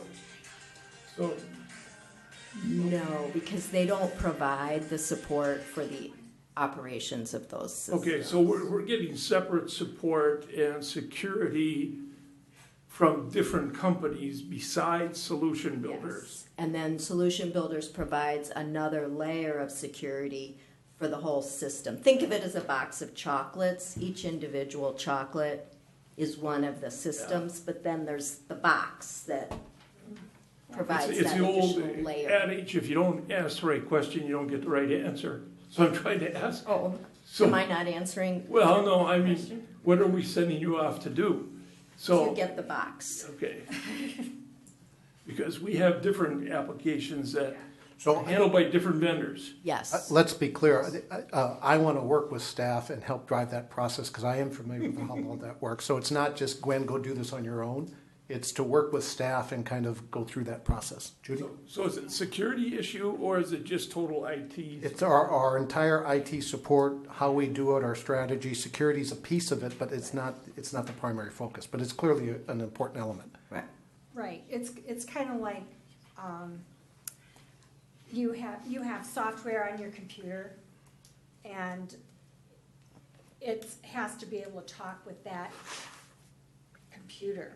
If it doesn't, then that's where the IT comes in. Does that make better sense to you? Yeah, I'm just drawing on my experience in the industry. Okay. That's what I'm trying to understand, Yeah. what we're talking about here. So the Yeah, goal, I think should be, it's yeah, I think it's a good idea because there are a lot of IT services out there, and you always need to check prices. And the level of service, I And, think, well, and yeah, their the level of expertise. service. Yes. If you're getting, Yes, if you're right. getting the same level, which you're saying that some of it's short, we may need to bump that up a little. It's a little disturbing that your service level is off. I mean, I don't have any reason to believe that we have security issues beyond the ordinary security issues that any company, city faces today. I'm not particularly happy with their level of service and their lack of being proactive. We've been driving this, and I feel like, well, this is part of what an IT vendor should be doing for us. So, Mr. Mayor, you just want to work with staff, look at what we have, consider options, and help develop an RFP to go look for other companies. right, in other words, I think the simplest way to describe this is look at our entire use of IT and come up with a new IT strategy if it makes sense. And if it doesn't, we just continue what we've been doing in the past. But I do think there's room for improvement. And I think we have to kind of take a deep dive at it. So I want to work with staff to do that deep dive. So I'm going to give a head nod that the mayor should work with staff on this issue. Judy? I second. I vote yes, yes. Okay, so, Mr. Mayor, we certainly welcome you to offer your expertise. I think that'd be very helpful. I would ask that we move on with it, though. We've been talking about this for the last couple of months, and I'd like to get it going so we can move forward. That's correct. And the reason I didn't do anything before is I thought it was important to bring this in front of the full council so that they understood what I was going to do and so that there's no misconceptions or misunderstandings of what I was working on. I would hope we could bring it back within 2 months. I think 2 months is reasonable to, by that time, to bring something back to the council to decide what we're going to do.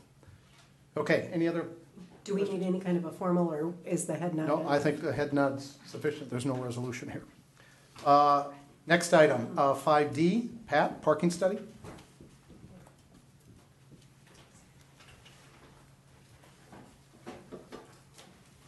Nobody's really interested in this, are they? Should we just move on to the next one? What? Sorry. We have a salon here. Last year, the city council appointed a 10-member task force to look at the downtown parking. And that task force was made to be representative of a variety of opinions, viewpoints. We had 2 council members, we had 2 planning commission members, we had 3 business owners, and we had 3 residents.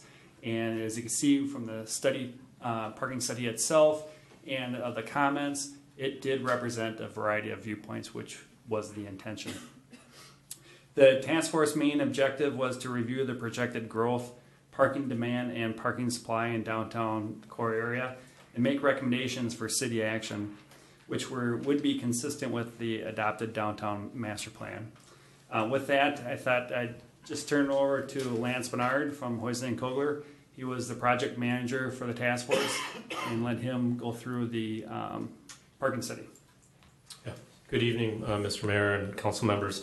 Appreciate the opportunity to just give you a brief presentation tonight about the study process, our findings, and direction that we've received from the task force to move forward. So want to touch on a few things prior to getting into some of those recommendations and direction we received from the task force was to just highlight a little bit of our study process. As Pat mentioned, our objective was really to look at current issues. We did that by collecting a number of parking utilization counts to really get a better understanding of what's being used and not used in downtown, and assess those impacts based on current development assumptions and things that are occurring in downtown, and then develop some meaningful recommendations and strategies that continue to kind of foster the unique characters and walkability of downtown Victoria, and hopefully continue to support future growth and development in the downtown.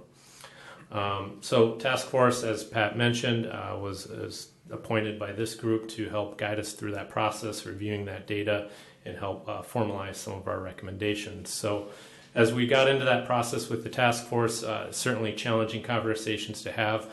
Parking seems to always be an interest to a lot of folks, whether it's elected officials, residents, or business owners. So I really appreciate all of the task force contribution on this and being patient through the planning process as we worked through some difficult conversations about some of the strategies we're looking at. Overall, the parking study looked at the core of downtown. The core in this box here and within the circle is about 450 parking stalls. We evaluated about 40 of those spaces are primarily for public use. The other 45 are primarily dedicated for employee parking or the flats residents, so we exclude that from our analysis. So overall, we were really looking at 400 parking spaces, how those can be best maximized for patrons in downtown. So as I mentioned, we wanted to really understand how those parking spaces were being utilized. We started to do utilization counts in August, but we put a hold on that to make sure that the borough was fully open and functioning, knowing that was a big entertainment use that was coming online. So we started our counts back with staff in late September, October. And so these images here that I'll just flip through start to show where some of those hot spots are in the downtown. As you start to look at this color gradient, when you get closer to that orange and red, start to demonstrate areas that are experiencing heavier utilization.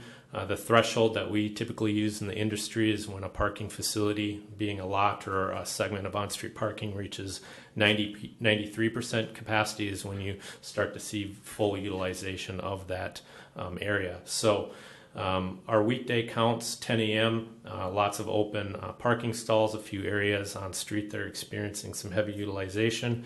But as you move throughout the day on the weekday, I should back up and mention that this was a Wednesday and Thursday counts that we collected. So at noon, things start to pick up, heavier utilization in some of the surface lots. But it's at the evening hours on the weekday that you start to see very heavy utilization in a lot of the surface lots, some of the on-street parking, but in the areas in green still demonstrates some of the lots and facilities that are being underutilized. We were also asked by the task force to do some additional evening counts, so we did go out again early December, Friday at 7:30 at night to do those similar counts.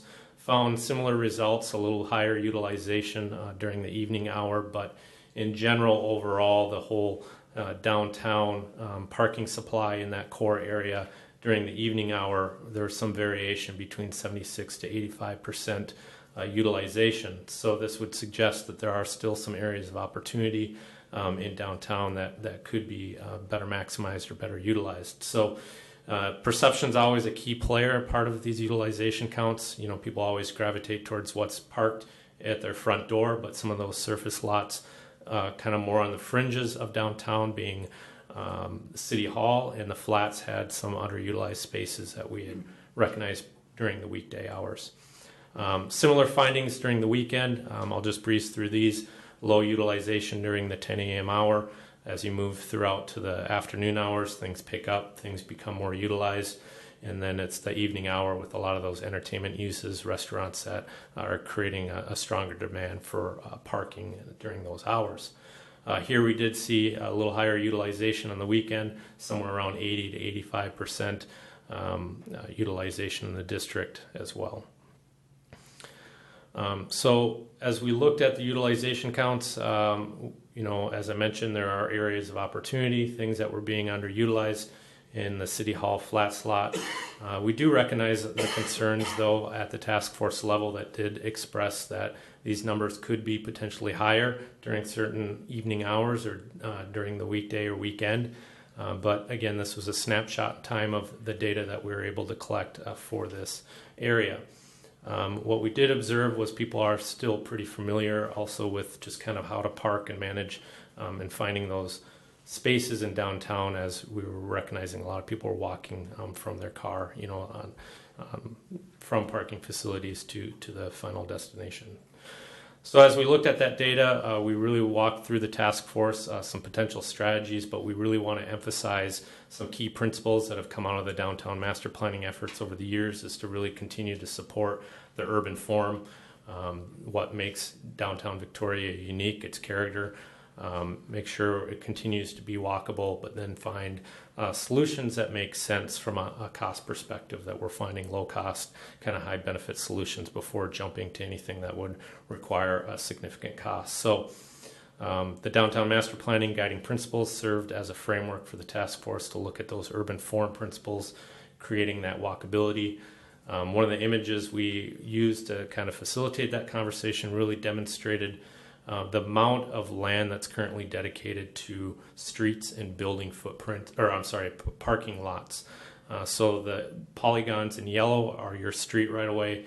The polygons in pink, reddish are those surface lots. So you can see a lot of land is currently dedicated to that type of pavement, where we want to make sure, again, before we explore expanding surface lots, adding more parking, that we're respecting that urban form and creating a walkable environment. So we want to make sure we have land use patterns that are unique to Victoria, support that character, that walkability, and avoid these bigger suburban kind of land use patterns that have very large surface lots.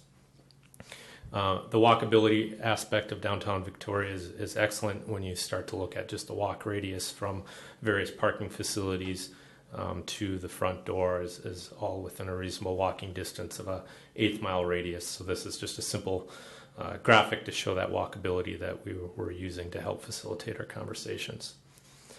So with that, as we looked at what's going on in parking, listening to the issues and concerns by the task force, understanding that there's some challenging times during the evening hours, how do we best move forward? And so there isn't one magic answer. There's multiple solutions that the task force had to consider, and items that we've documented in our report for the council's consideration. But of those strategies, we looked at about 13 of them. They really covered all aspects, broad spectrum of ideas and solutions, ranging from just continuing to monitor utilization, wayfinding, updating parking restrictions, parking requirements, looking at roles and responsibilities. And of this list, two that stood out right away as immediate action by the task force was looking at better wayfinding signage, particularly off of Highway 5. I know it's something staff's been working very closely on and can probably speak a little bit more about actually implementing that strategy now and looking at better signage and wayfinding to direct people to some of those underutilized lots. But then also recognizing that this is a strategy that is not just needs to be implemented. These strategies need to also be implemented at the kind of private side, the private sector, the businesses. They need to play a role as part of this and not be solely driven and implemented by the cities. So the employee parking was one that came up, that trying to encourage businesses encouraging their employees to park more on the fringes of downtown where some of these underutilized lots are.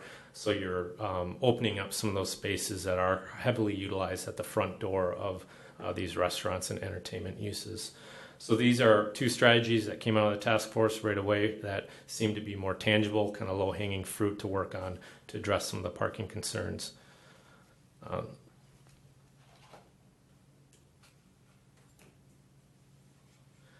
Additional recommendations that started coming out of this is looking at revisions to the parking requirements, and I'll touch on the urban form in a minute, but really looking at revising the parking ordinance. Currently, as a development comes into downtown, proposes a new use or new development, they need to demonstrate that they can meet their parking requirements. From our perspective and discussions with staff as well, that parking ordinance really should be looked at in closer detail and revised to really understand what are those requirements for these new uses. So particularly looking at restaurants and entertainment uses, because those are the ones that are really driving some of the parking demand in downtown. So what is the right balance for requiring new parking spaces for those new type of uses? And then continuing to emphasize urban form, which I won't go too much into detail here. One of the last strategies in the report does talk about a parking structure. There was a strong desire by task force members to look at adding a parking structure of some sort in downtown. That really does become more of a challenging conversation to have about who is the owner and operator of a parking structure, who pays for that, who finances it, who maintains it, not over the long term. And so through some of those conversations, we were able to document some of the kind of general consensus, if you will, that we had with that group. We did reach out to the task force after our meetings to gauge that as well. And I would say that in general, there's a desire to have more of a public-private partnership where everybody plays a role in helping implement that parking structure. The document, the study lays out some of those ideas of how that could be financed and who are the owners and operators of that in the long term. But from our perspective, this is a solution that is probably the last solution to really look at. We really encourage the council and staff to look at all the other strategies before moving towards something like this that does have a significant dollar cost behind. And so the report does demonstrate some of those dollar amounts in building a new parking structure in downtown. So next steps moving forward, we encourage City Council to continue these discussions. It's not something that just can be addressed and ended just in a study. It requires constant monitoring. It needs to be part of day-to-day planning activities because parking is something that evolves week to week, year to year. So continuing to monitor utilization, understanding how the parking is being used in downtown, where those issues are, and then continue to have the discussion with the businesses and residents of really what are the long-term solutions, if it really is feasible or makes sense to move towards that strategy 13 of a parking structure. We do have a list of new objectives that we've worked with staff on that would like to incorporate into the conference plan to make sure we continue to have that discussion, make sure that it's continued part of long-term planning efforts. So the proposed objectives that would be integrated in the comp plan were presented to Planning Commission a few weeks ago. They approved or recommended that these would be incorporated into the comprehensive plan. Excuse me, they added number 7, which was the Planning Commission would be the appropriate body to continue the implementation of the parking task force recommendations. So it's a brief summary of what we've have been up to in the last couple of months with the task force. Hopefully you guys have all had time to review the actual study, and happy to answer any questions. Could you back up? What was the seventh bullet? Planning Commission would replace the parking task force to discuss parking issues, is what you're saying? They would be the appropriate body to keep the discussion going, because this isn't going to be a 1 year type of a fix. It's going to be take a number of several years, and the Planning Commission would be the one who looks at, because they're the gatekeeper of the comprehensive plan, that they would be the one who would work with staff to get that done. All right, but the parking decisions still come to the council. Correct. Okay, just want to make sure. Number 2 here, I thought that we talked about this before, about putting, and the council already approved putting up signage. Is that not correct? Yes. So the council authorized, I think, $25,000 to put in the parking signage. It's taken us a little time to work through the logistics of that, the electric, utilities, and the construction of the making of the signs themselves. The contractor, Sign Sources, said that they'd get them installed by the middle of March. Also work with MnDOT along the County Road or Highway 5, because the 3 signs that are located in the county road or the highway, state highway right away. So basically, we've already approved, and number 2 is in process. Correct. I have a question about number 1. What does that mean, like priority should be given to? Would you please come up and introduce yourself? Absolutely. As far as priority should be given to pedestrian experience over parking. Sorry, just for the record, name. Beth Kennard, the Parlor Salon and Spa. Thanks, guys. I just have a question about that, just because, as all of you know, this has been like the worst February ever. And I feel like we're in Minnesota. There's like maybe 5 months a year where people are actually like walking the streets, maybe 6. So that was my question. What does that mean? Like pedestrian experience should be favorable over parking? Mr. Mayor, council members, if As a you will. business owner, Yep. you know. We really want to emphasize a pedestrian experience, because people come downtown for its charm, its unique qualities. Yeah. They don't come down here for the parking.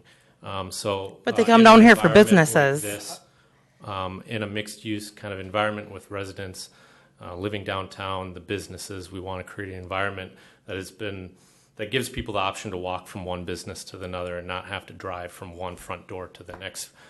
And so a lot of the parking work, master planning work that has been done by the city over the years has embraced that kind of policy, if you will, or those guiding principles that we wanted to continue to resonate throughout this document. Okay, go ahead. Okay, well, I understand that, and Mark we work really well together. Our little mall works really well together.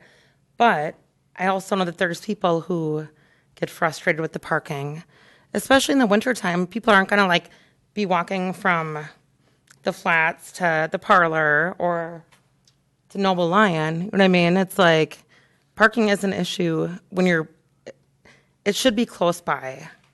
I understand the pedestrian experience. I grew up in Minnetonka, Excelsior, so I understand that portion. I really do. But I feel like there's definitely people who do not come down here if the parking's not good. And in the middle, like seriously, like 6 months out of the year, people aren't going to be going from business to business to business when it's, 100 below zero or whatever. All right, thank you. Let's let the council discuss this now. Okay, I have all right. a question. I don't see it on the list, the 6 or 7. I always thought we talked about, you've got to make sure shared parking is understood and agreed on. So that if you get, I've heard about midday problems that occur certain days and certain days they don't, but midday problems, which means for like the Main Street building, the lots behind the Main Street building are full. So then in order to get people to park for those businesses, they've got to use somebody else's parking. So the concept of shared parking should be on this list. so that the business owners know at certain times of the day, other people are gonna use their spots.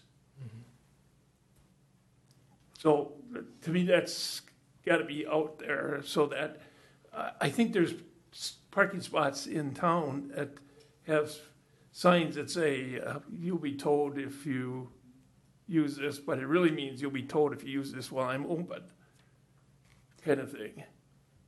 The shared parking concept is a very good point to make because it really enables Victoria to have that walkability.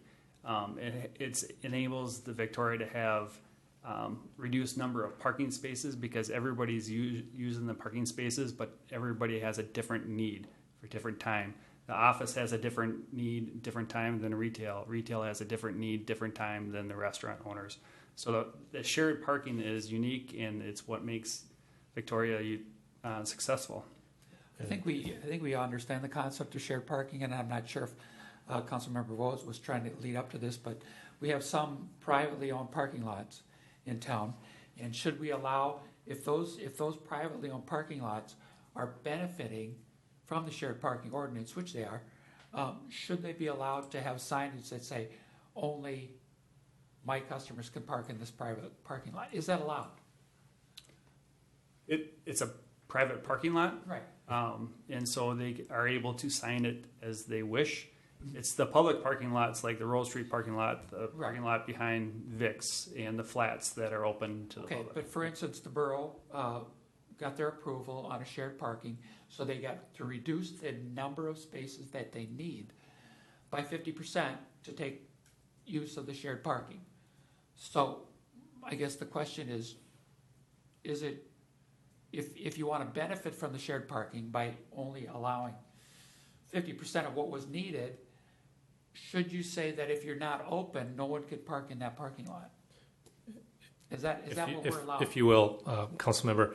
So with that example, the borough does have signs up. Those businesses do have signs that say private parking. It's up to the business to choose how they want to enforce that. Okay. I think within the confounds of this downtown, parking's somewhat at a premium. People are utilizing what they see because it is perceived as all public parking, and that's the way it is really kind of operating today. From the shared parking perspective, there has been some of those agreements as part of those developments over the years. I think moving forward and looking at revising the parking requirements would get into much more deeper detail about the shared parking agreements and how that would best be managed at the city level, and then really what are those right uses that could benefit from one another and utilize their spaces together. So one of the shortfalls of the study doesn't get into the deeper dive of what those requirements would look like, but it does recognize some of those opportunities that would be looked at as part of the parking requirements revisions. I looked at shared parking as a universal shared parking. Mm-hmm. If we talk about the whole downtown area and shared parking is how we survive, then you can't isolate parking spots and say, we're using shared parking, but not them. Well, You know. the public is shared parking. The private businesses that have their private parking lots, they have the right to decide what they want to do with that. But the shared parking was what I was mainly concerned with as far as this study kind of just took little bits, and I guess you went out and manually counted cars. Is that what you did?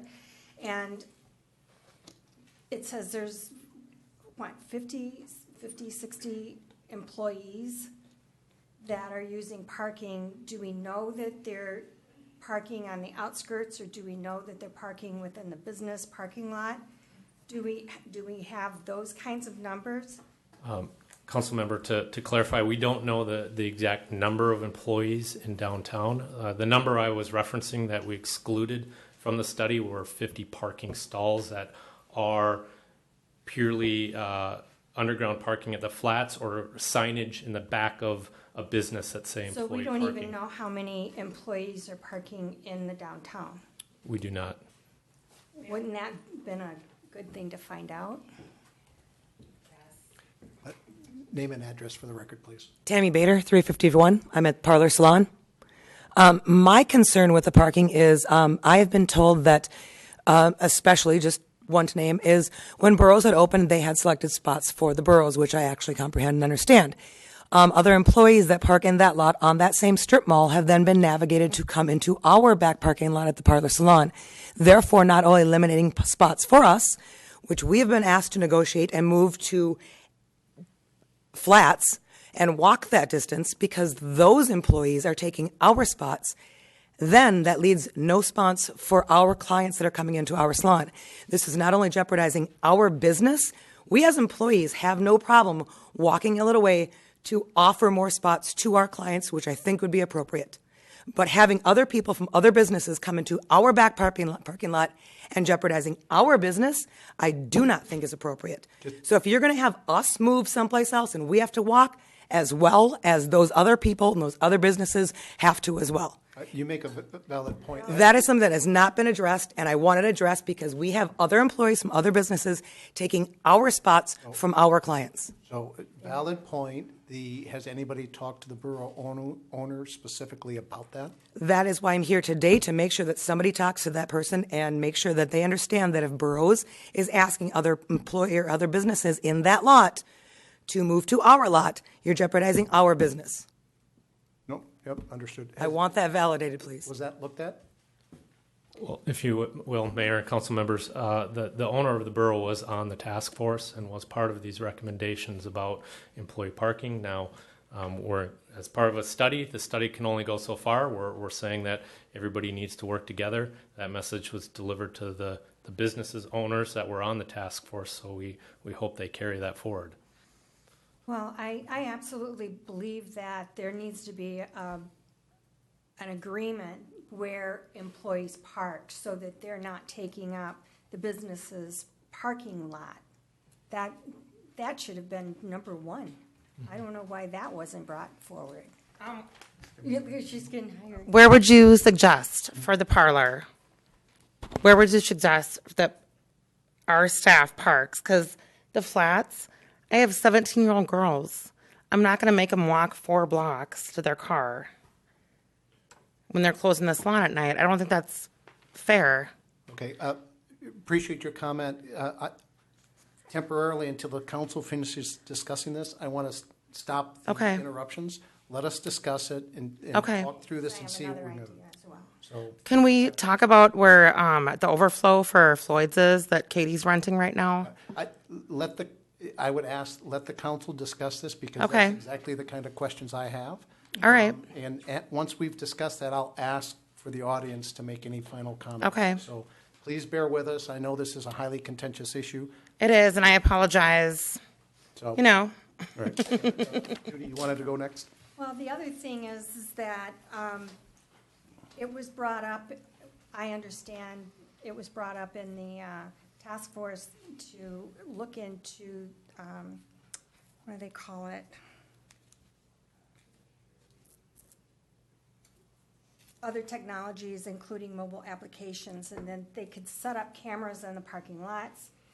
People can download apps, they can see where there's empty spots, they can go to the spots, you can get all the data real time, 24/7.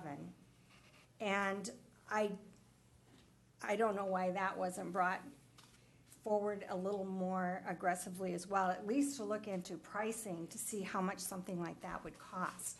And then we would know, where are the people parking, who's parking there, is it people coming from other businesses into somebody else's parking lot, and then so that they have room for theirs, or is it people from out of town coming in, that type of thing. This is going to give us the kind of answers that we're looking for, but I don't know what kind of pricing it would even cost to do something like that. Were we able to look into that? So it was mentioned in the task force about that type of a concept. It wasn't, I think, 100% agreed upon, but we do have it in the parking study as one of the recommendations, and it is something that staff could look into on costs. And again, this would be something that the staff and the planning commission would work together and then ultimately bring those solutions to the city council. I think we've got a couple of things that we can do first. I mean, we want to get this wayfinding, the signage up, and we want to make sure that those spots are being utilized when they can be utilized. I think simply writing a letter to all the businesses in downtown Victoria, asking them to ask their employees to park away so that their customers can get closer to the door is a reasonable thing to do. To the point about everybody's trying to look for their own solution. So we've got people from Floyd's renting a spot, and we've got some valet parking arrangements going on, which I love because it's creative and it's solving a problem without our help. But what is the arrangement with the Floyd's parking, that grass parking lot, and is that an opportunity? Real quick, just for the new council members, the shared parking ordinance, which was passed in December of 2008, I think, so roughly 10 years ago, allows businesses, instead of paying into the shared parking fund, to make some sort of a business arrangement with a property owner and then utilize that space to provide the necessary parking spaces for their particular business. I don't know for a fact. I know that's called Floyd's Overflow. I don't know if Floyd has an agreement with that property owner or not. I've also heard about the new restaurant, Mary Mavison's restaurant, potentially doing the valet for her customers, and my assumption is, I heard it was the Klein Bank, so my assumption is she's got some sort of an agreement with the Klein Bank. Back to your first point, I think that we can't tell a private property owner what to do, and nor do I think we should.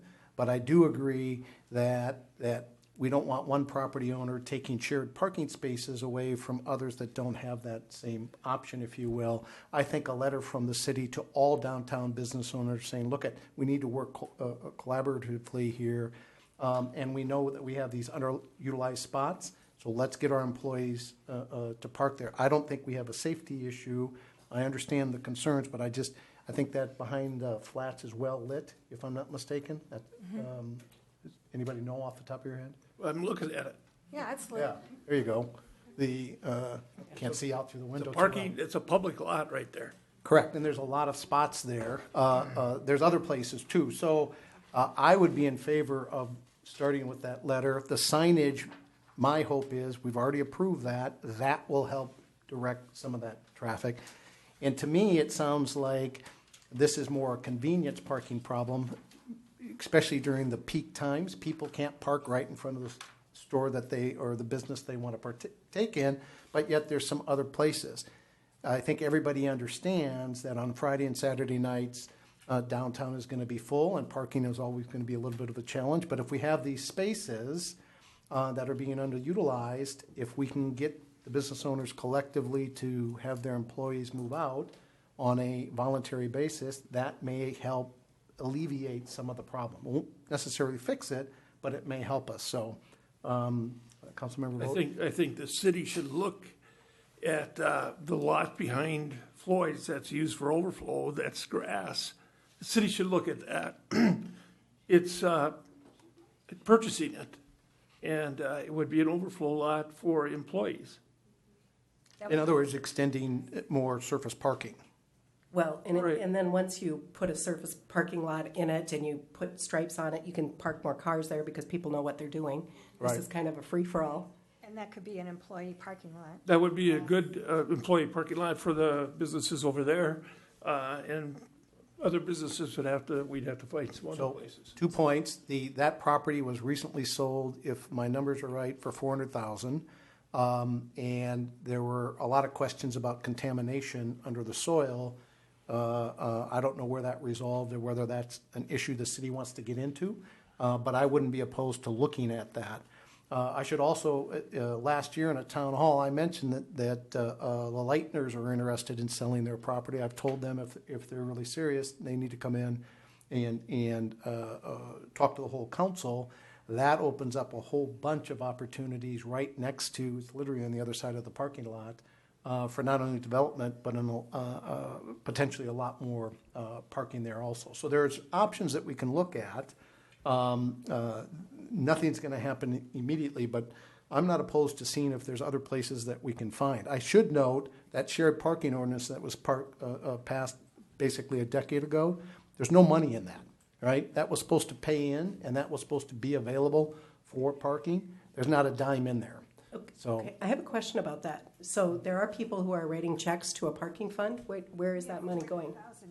there's not yet. The Mary Mavison, if I remember correctly, is going to pay $20,000 in, paying $5,000 a spot for 4 spots. Those spots probably cost us $20,000 to build, but we're only charging $5,000. So the shared parking ordinance, I think, quite frankly, in summary, has been a failure. But we have to go back and get rid of it or adjust it. But she hasn't paid in yet. I don't think it's due though yet from her. I don't know the timing of when that payment's due. It's due an occupancy permit. Okay, so that payment will come in at some point in the future. And I don't want to jump ahead, but I heard something about the Noble Lion may be willing to pay $20,000 in if they're approved for this other usage. It's on the agenda tonight. All right, so assuming those 2 payments come in, that would be the first time in a decade we've had money in the shared parking fund. As the owner of the Noble Lions building would pay $20,000. Yeah, I don't know who pays that. Shared. They're sharing it. Okay.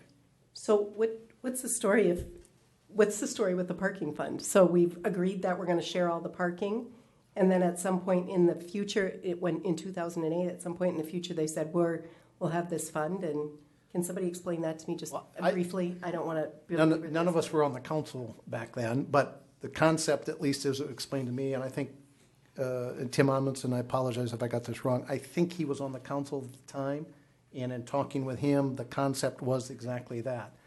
The shared parking fund, if you don't have enough, you pay into the city. That money then becomes available and earmarked, designated. I don't think it's restricted, but I don't know that for a fact. But that is then supposed to be able to provide more parking in the future or do the maintenance, right? Okay. There's other options, too, that we can think about. Other cities, Wayzata and Excelsior, charge businesses for the shared parking they use on an annual basis, a certain flat fee, and $500 to $1,500 a spot or something, depending on many. Excelsior has, and Patrick would probably be more familiar with Excelsior than myself. But Mayor, could I just? Yeah, well, let me just finish the thought. We haven't talked about that. I think it's something that is at least worth discussion. We've got all of these businesses using the shared parking. There's no money going into it, and the taxpayers, I don't think, should be footing this burden all alone, especially when you look at the development over the last decade. And business property owners have been able to get the advantage of saying the shared parking ordinance here, if I do it this way and I stripe this way, I don't have to, I've got enough parking spaces, I don't have a parking problem. And now that is history, now they're saying, okay, well, we have a parking problem and the public needs to pay for it. That fundamentally doesn't sit real well with me. I think there's got to be a solution here where they contribute into the fund to help with the parking problem because they've been the prime beneficiaries. And in a decade, there's just no money there. For the first time, to your point, we're actually going to start getting some money in there. But after a decade, we're dealing with a problem that's been created over the last 10 years, and $40,000 is not going to solve this. So, Thank go you. ahead. Just take a step back. First of all, I was on the task force, and it was a really good group, smart group, hardworking, successful group of people, and we had some great conversations. Some of it a little bit testy, but it was always respectful, and I just thoroughly enjoyed my time on that committee. I think Lance, did a very admirable job of putting this all together. We did exactly what we asked him to do. He came out, put together some data, presented to us, put it all together, gave us some good suggestions. I don't think we're going to solve anything tonight. I think this topic is very worthy of a lengthy workshop. We talked about possibly limiting the number of restaurants, limiting liquor licenses, being able to convert office into restaurant. All of those topics need to be discussed. The shared parking ordinance needs to be looked at.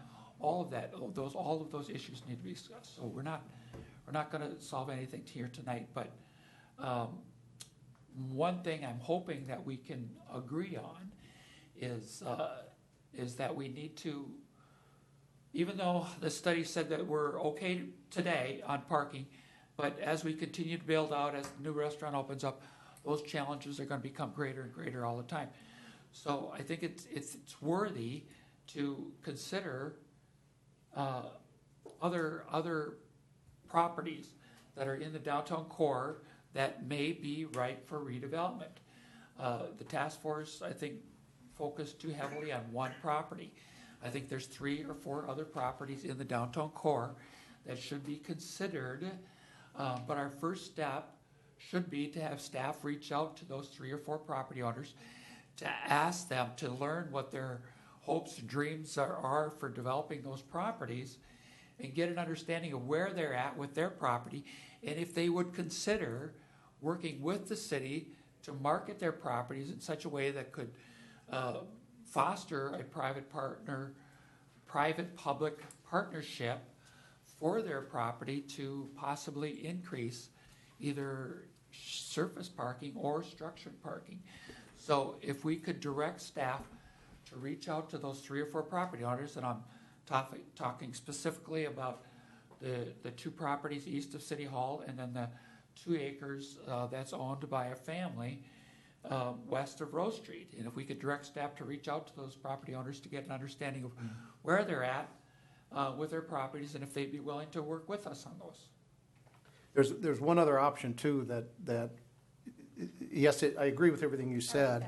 The old Public Works building, it's on an old dump. I don't think we can ever do anything with that without cleanup costs, and I don't know if we can do it, but it may be worthwhile for us to consider converting that into a parking lot, and that may be something to be able to valet back and forth, because you could probably get a lot of spots in there, and if we had a valet service, right, that the businesses wanted to contribute to, that'd be a low-cost solution because we already own the land. It's just a matter of knocking down that building, which is used for some cold storage, but I think we have room at the new Public Works building to move that if we decided, and pave it. Now, I don't know if we can turn it into a parking lot, but it's something to at least, it's just another option that I think as a council, back to Councilman Gregory's point, we need to look at all of these different properties and see if we can't find solutions here and work with the business community to find something that's cost effective not only for the taxpayers, but something that can give us sufficient capacity not only in the near term without spending millions of dollars for a parking garage, and get something that can actually, especially for the peak times, give us these options. Nobody knows, but everybody expects that the parking is going to be aggravated with the opening of the new restaurant. I think that's a reasonable assumption. Of course, we don't know how bad that's going to be. We don't know how realistic that's going to be. The timing, other businesses may be closed when it's operating. Ask me that question again in a few months, and I guess we'll have a better idea. Mr. Vogt? There's no silver bullet here. This is a chronic problem. There's nothing wrong with a chronic problem. I know of a lot of chronic problems. You manage them and you keep working on them. So there's not a silver bullet. We're not going to get out of this in 1, 2, or 3 years. But what's frustrating to me is the first thing that we said we could do that would really improve things would be some good signage, because we have a lot of people just come into town and they roam around looking for parking, but they miss half of it. So we need to get the signage out. Pat said it'll be March, but that was first on our list. So we haven't even gotten the first thing done yet. So part of the problem is this is moving very slowly, and everyone is frustrated, especially the people that are out there on the streets working and having to live with this. We've got to get some momentum here, and the signage will help a lot, because I had people coming up to me regularly up until recently saying, I was downtown the other night, or even at lunchtime, and I couldn't find a parking spot. I said, you were downtown on a weekend night or a night? And they said, yeah. I said, did you go behind City Hall? Did you go into the flats lot? There's 30-some spots there. There's 12 at City Hall. So there's like 40, 50 spots over here. Nobody ever uses them because we don't have signs. And so, we gotta get the little things. The signage is one of them. I talked about this overflow lot at Floyd's. We've all known it's polluted, but I mean, to me, there's nothing wrong with putting something over the top of the soil and parking on it. Well, I think anything that's polluted, it can only be a parking lot. Yeah, well, great. Yeah, We got a couple of them. With that overflow, Mr. Smith, at the December Planning Commission, you talked about a development possibility on there. Can you add anything to that? On the Floyd's parking lot? The overflow? It's, right. A coffee shop, a drive-up coffee shop. So there is I'm not sure how serious they are, but they did look at that site, and they also looked at the chiropractor site on it'd be the north side of Highway 5. And they haven't figured out what site they're looking at. We did warn them about potential chemicals in the ground, and so they know about that. That's as far as it's gone. Okay. Right. Thank you. So it sounds like we want to do two things: expedite to the extent possible the signage, and two, get a letter drafted that goes to all of the downtown property and business owners, asking them to cooperate in using the overflow lots for their employees. Is there anything else And that then the council have wants to? staff reach out to property owners to see if they're willing to work with us. All right. And figure out, Agreed with that. Anything else? All good suggestions. The property owners is probably the biggest potential. I think so. I really do, and I would like to move on that. So I think that's pretty clear. Do you need anything else from us on this, or? The one is to make a motion to approve the proposed comprehensive texts and policies regarding the downtown parking. Where's the policies?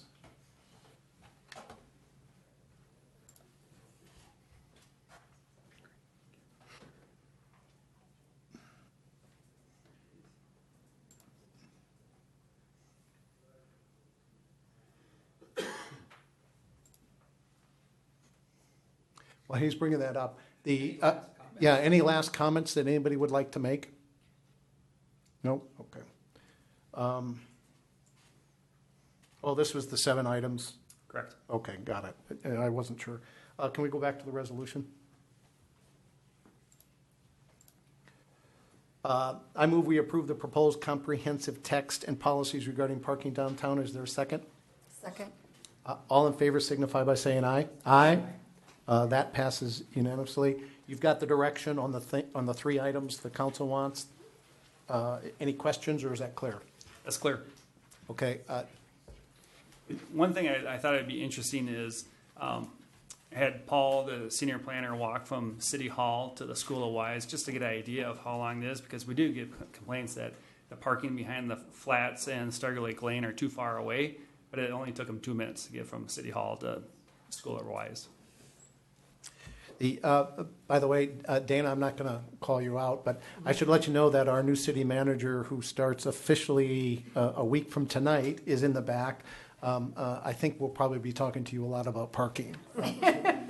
One of the things is, unless the council objects, is to get a detailed workshop set up for the council to have an in-depth discussion. But I think we should do that unless the council objects, once Pat's had a chance to talk to the property owners and get back to us.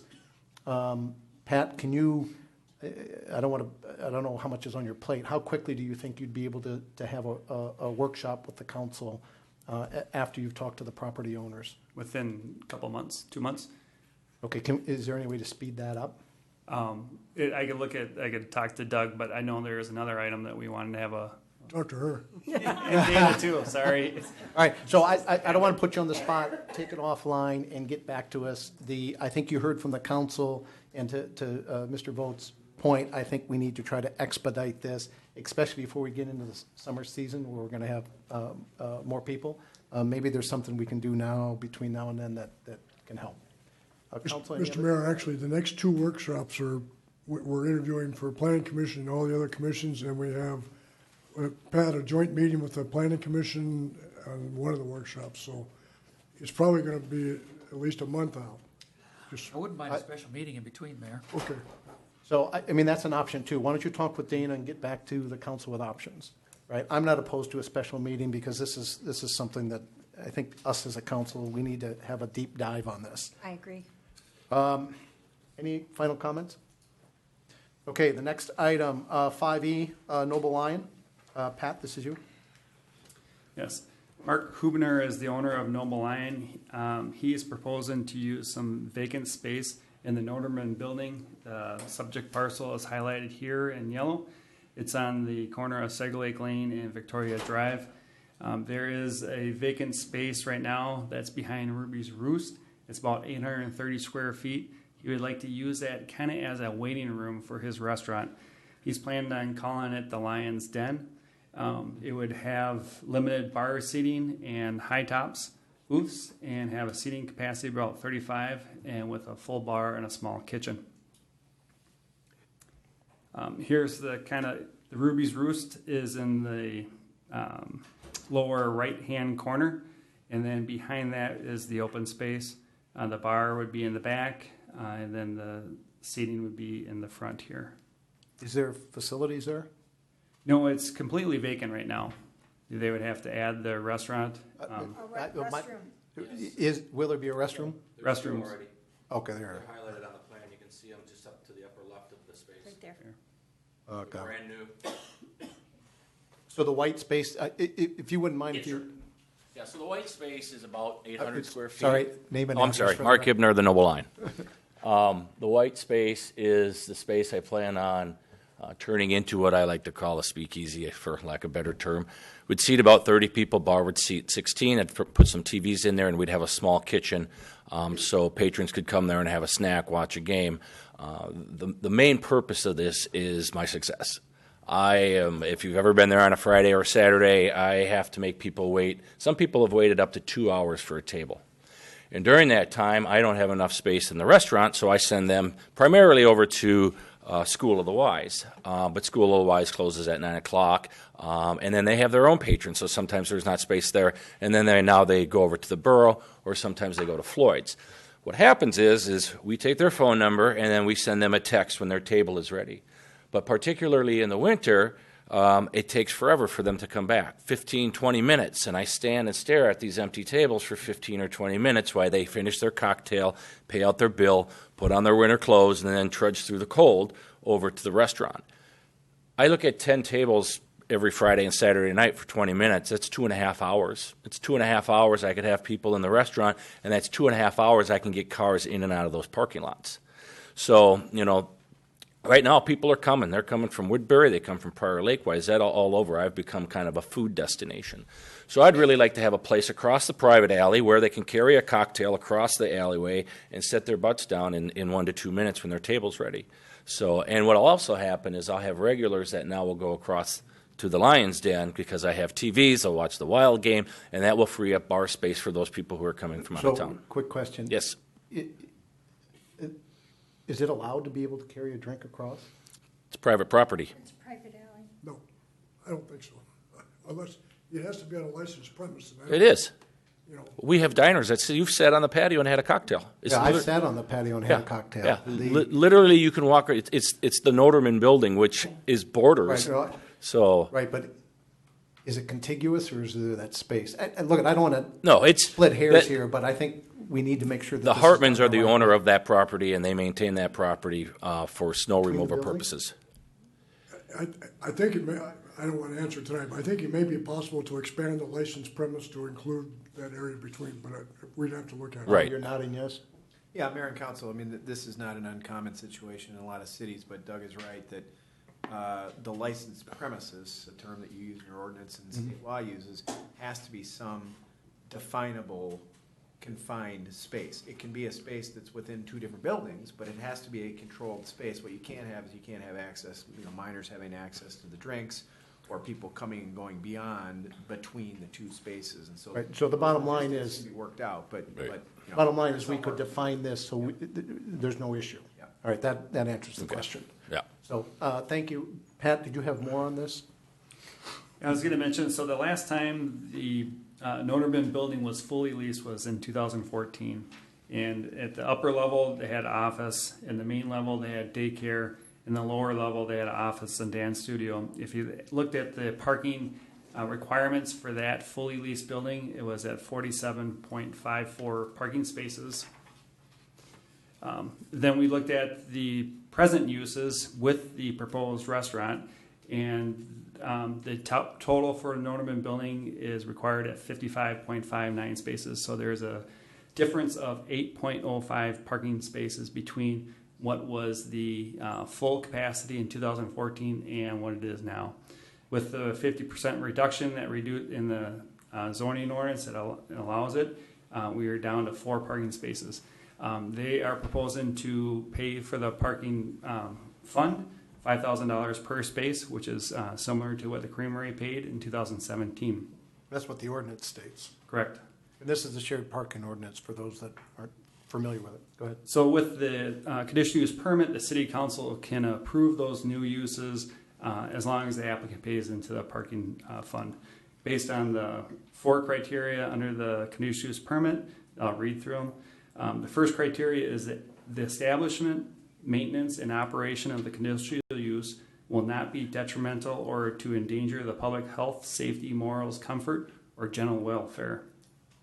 Staff's comment is that the proposed use, being limited in size at 831 square feet, will not be detrimental to or endanger the public health, safety, morals, comfort, or general welfare. Second criteria is the proposed use at a particular location requested is necessary or desirable to provide a service or a facility which is in the interest of the public convenience and will contribute to the general welfare of the neighborhood or community. Staff's comment is that the proposed restaurant or waiting room is a good use of space that is off the main street and off of the Rose Street. It's not a very visible space, so having some type of a space that's connected to the knowable line is a good use of that space. Third, the establishment of the conditional use will not impede the normal or orderly development and improvement of the surrounding property for uses permitted in the district. Staff's comment is that the parking study that was recently completed showed that parking was still available on weekend nights, even though customers did need to drive around to find the open parking spaces. Fourth and last, the conditional use shall, in all other respects, conform to the applicant regulations of the district in which it is located. The proposed use as a restaurant waiting room is a permitted use in the central business district, and no changes to the building is required except for a future sign. The Planning Commission reviewed the application and on February 19th took a 4-0 vote to recommend approval of the conditional use permit to the City Council. Staff also recommends approval of the conditional use permit for a restaurant located at 7924 Victoria Drive, Suite 102. With that, I'll take any questions. Yep. Yeah, I have a question about, so Ruby's Roost obviously has to have some parking, and they close at 2 in the afternoon. And Mark, you're probably not going to open up. We open at 4 o'clock at the Noble Line right now. Okay. Yes. So how does that factor in since they won't overlap at all? That helps the issue is that there's, again, the idea of the mixed use parking is that there's different uses that are using the parking at different times. So that would be consistent with that way of thinking. Well, I watched the Planning Commission meeting, and I also understood that you're going to also offer valet. Well, I had heard rumors too that Winchester and Rye was going to do some sort of valet parking, and so I thought, with the way that people are waiting, and my clientele, probably average age is 55 to 60. Particularly earlier in the evening, so they're not going to want to park this far and walk in February. Right. So I've reached out to Kim and Kevin in a couple of different ways, have not received a reply, with a willingness to share the valet parking. They have a great space right on the west side there where there's 3 spots. Kim and Kevin? Kim and Kevin, they actually are running the restaurant. Oh, Heaney's. Heaney's, okay, right? got it. So I've emailed them, Facebook messaged them, but to no avail. So I've also talked with Jeff Hartman, who owns the building next to Klein Bank, and he has no qualms with me parking cars there in his private lot. So I would, knowing that that we could do some valet, I can discuss with him further what the conditions would be, and then figure out. But if there was 2 valet services, it just wouldn't make sense to be opposing one another. But I'm willing to share that with them, and then because they're helping everybody, or the valet is going to help everybody, right? So if we can displace 40, 50 cars that in other lots, that's obviously freeing up spaces. So and the point that I have with the Lions Den is that my clients are already here; they've already parked. So now I'm just trying to get them in and out of the town quicker. I mean, I don't want to shush them through. Parking 2.5 hours. Right. Yeah. So that's kind of the plan. Okay. All right, thank you. Mr. Vogt. So if there was a valet service to the Hartman building, how would the valet go? You'd have to go to Highway 5, right? Well, you could go past the borough, take a right behind the borough, take a quick left around Klein Bank, and yes, you'd have to go on 5 and then go into his lot. Okay. That would be the logical way to do it, yeah. And I don't know that Klein Bank has enough spots to, I mean, Winchester and Rye is 200 seats. See, I thought they were. 200? I thought it was 130. There are 130 on the restaurant side, but now on that banquet room, they're turning that into their whiskey bar. So that adds seating. At least that's what I've heard, and that's what I've seen, because they had a preview dinner and Jay Carver and some of my friends attended that. That's not the number that came before the council when it was approved.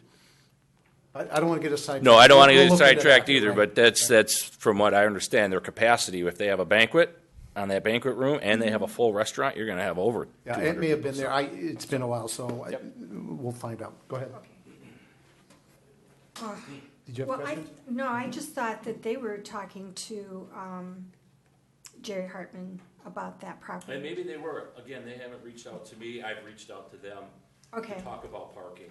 And But you've talked with him and he's okay. I've talked with Hartman, yes, about his building. Okay. He comes to the restaurant. Okay. Any other comments, questions, council? No, I only have a comment. Congratulations on your success. We're so delighted you picked Victoria. Yes, thank you. With that, I move we adopt resolution 2019, filled in with the correct number, a resolution approving a conditional use permit for the use of public parking related to the proposed restaurant use at 7924 Victoria Drive. Is there a second? I will second that. All in favor signify by saying aye. Aye. All opposed? That passed unanimously. Okay, thank you.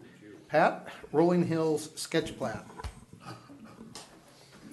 Mike Sewell, who's representing D.R. Horton, is proposing a development that consists of 77 express single-family lots, 73 single-family lots, 74 urban rural townhomes, and 66 urban rural townhomes on 133 acres of land.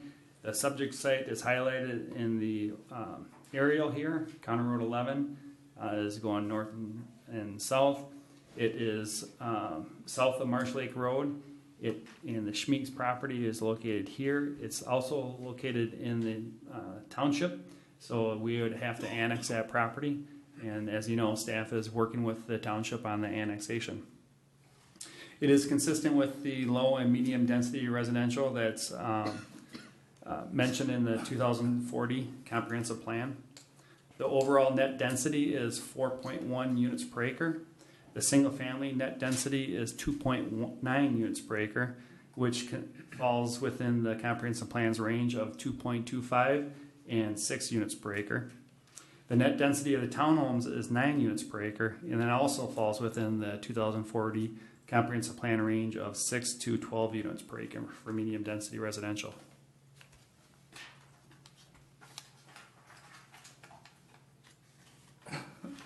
It's kind of interesting to go through what they submitted previously. They submitted this concept before I was even working with the city, and it was consistently or mostly a single family residential. But the comprehensive plan for the 2040 was being discussed, and at that time they had some high density and medium density residential for the area. So they came in with another proposal. They had urban row homes on it'd be the southeast corner of the development. After more discussion, because they're taking away some of the higher density in the area, they wanted to keep the net density up to be, again, consistent with the 2040 comprehensive plan. So they included more townhomes north of that. And then most recently, they came in with a development that, based on staff's conversations with them, they eliminated a number of the long cul-de-sacs and they turned them into through streets, future through streets. And they also included a diversity of row homes, so that it's not 150 of the same style townhomes. There's going to be a mixture of the design of the townhomes. The existing conditions of the area is it's a site that contains a mixture of rolling hills, steep slopes, wetlands, and wooded areas. The typical single-family lot is 70 feet wide and 130 feet deep, which results in a square footage of 9,100 square feet.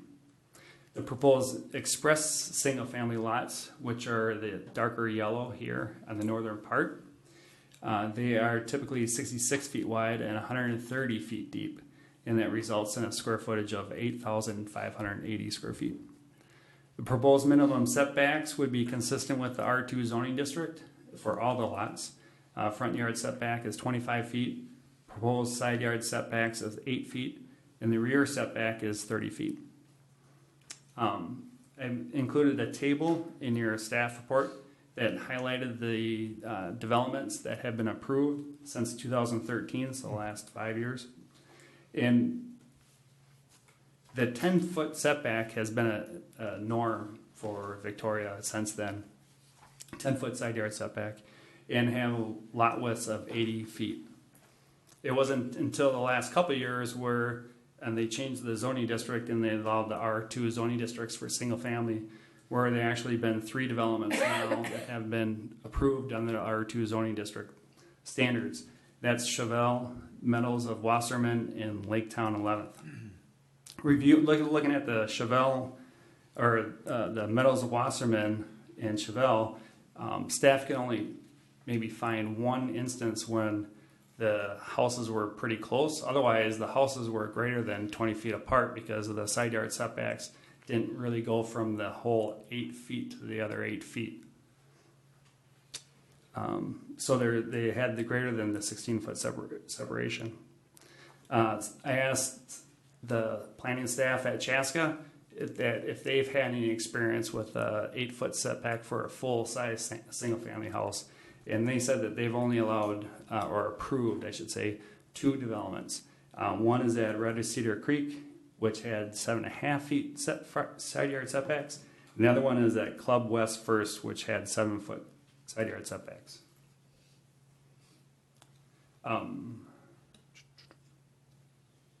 And this is the 7-foot side yard setback at Club West First Edition. You can see the closeness of the homes. And this is that Club First West Edition as well. So that's something that I guess staff wanted to highlight, that this is different than what has been approved historically in Victoria. Also wanted to get you an idea of what type of the design of the homes would be. This is the single family home. This is the more express or villa style home. This is more the townhome row house. This table shows a highlight between the R1 and R2's development standards. Minimum lot area for R1 is 12,000 square feet. Minimum lot area for R2 is 7,500 square feet. Minimum lot width goes from 80 to 60. Front yard setback goes to 30 to 25. Rear yard setback is 30. Side yard setback is 10 to 8. And the maximum impervious surface is 35 to 40%. And again, I think staff is comfortable with the proposal, except for the side yard setback is the one that we want to highlight. One of the things that staff would recommend that the Planning Commission and City Council take a look at is if they wanted to reduce the side yard setback, you go to a 10 and 8, where the 10 feet would be on the house side and the 8 feet would be on the garage side. And this is your typical house where you'd see that the garage typically doesn't have any windows on that side of the house, and it typically has a lower roof line. So that's why some cities allow a reduced side yard setback for the garage side of a house.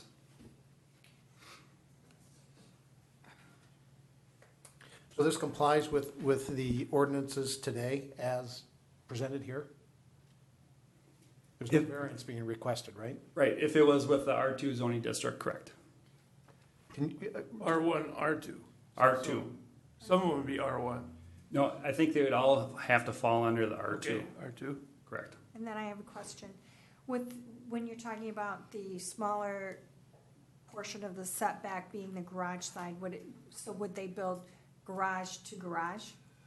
Not typically, so it'd be alternating. So sometimes you would still get that 8 foot separation if you went 10 and 8, but you'd typically have a smaller elevation because you have the garage on that side. But then in theory, you would have 20 foot setback, 10 and 10 on the other side. In other words, you just offset the house. Correct. All right, can you go back to the couple of the drawings of the homes? Keep going back. Yeah, any idea what these price points are? The developer, you can ask the developer after the presentation. He's here, Michael Sewell. Okay. So everything would be R2, but the staff is recommending that we go R2, but try to use a 10-foot side yard setback, or at a minimum have the 8-10 garage, the two different sides of the house setback. But you'd prefer if we went with just a straight 10-yard setback. 10 feet would be the norm. 10 and feet. if you wanted to bring it down a little bit, then the 10 and 8 would be something that staff could recommend and support. So I'm sorry, I'm a bit confused. Is it 10-10 and you're asking us to look at and approve 10-8, 8 on the garage side? So 10-10 is what has historically been developed in Victoria. Mm-hmm. That's the norm. If they want to go to 8 and 8, and what staff is recommending is if you want to reduce it from 10 to 10, that you reduce it to 10 and 8. Okay, so that's what you're asking us. Correct. But the zoning actually is an 8-foot setback for R2. Correct. Okay, so the history is we've used 10-foot side yard setbacks, but our new zoning code for R2 is 8-foot side yard setbacks. So they're coming in with what our R2 zoning is. Right. But Yes. what staff would like to see that the planning commission and city council not really get caught up on the zoning district, but what type of setbacks do you think is appropriate in Victoria for front yard, rear yard, side yard setbacks? Because it's more of a sketch plan, so you're not really talking about the zoning district, but you're talking about just what feels good for Victoria on this point. Well, we just went through the trouble of redoing all of our zoning districts. And we did come up with an R2, and we did come up with an 8 feet side yard setback. And now you're saying You don't like we'd be it? better with 10 feet. I like 10 feet, but I mean, I'm trying to understand the logic here. We just redid the zoning districts.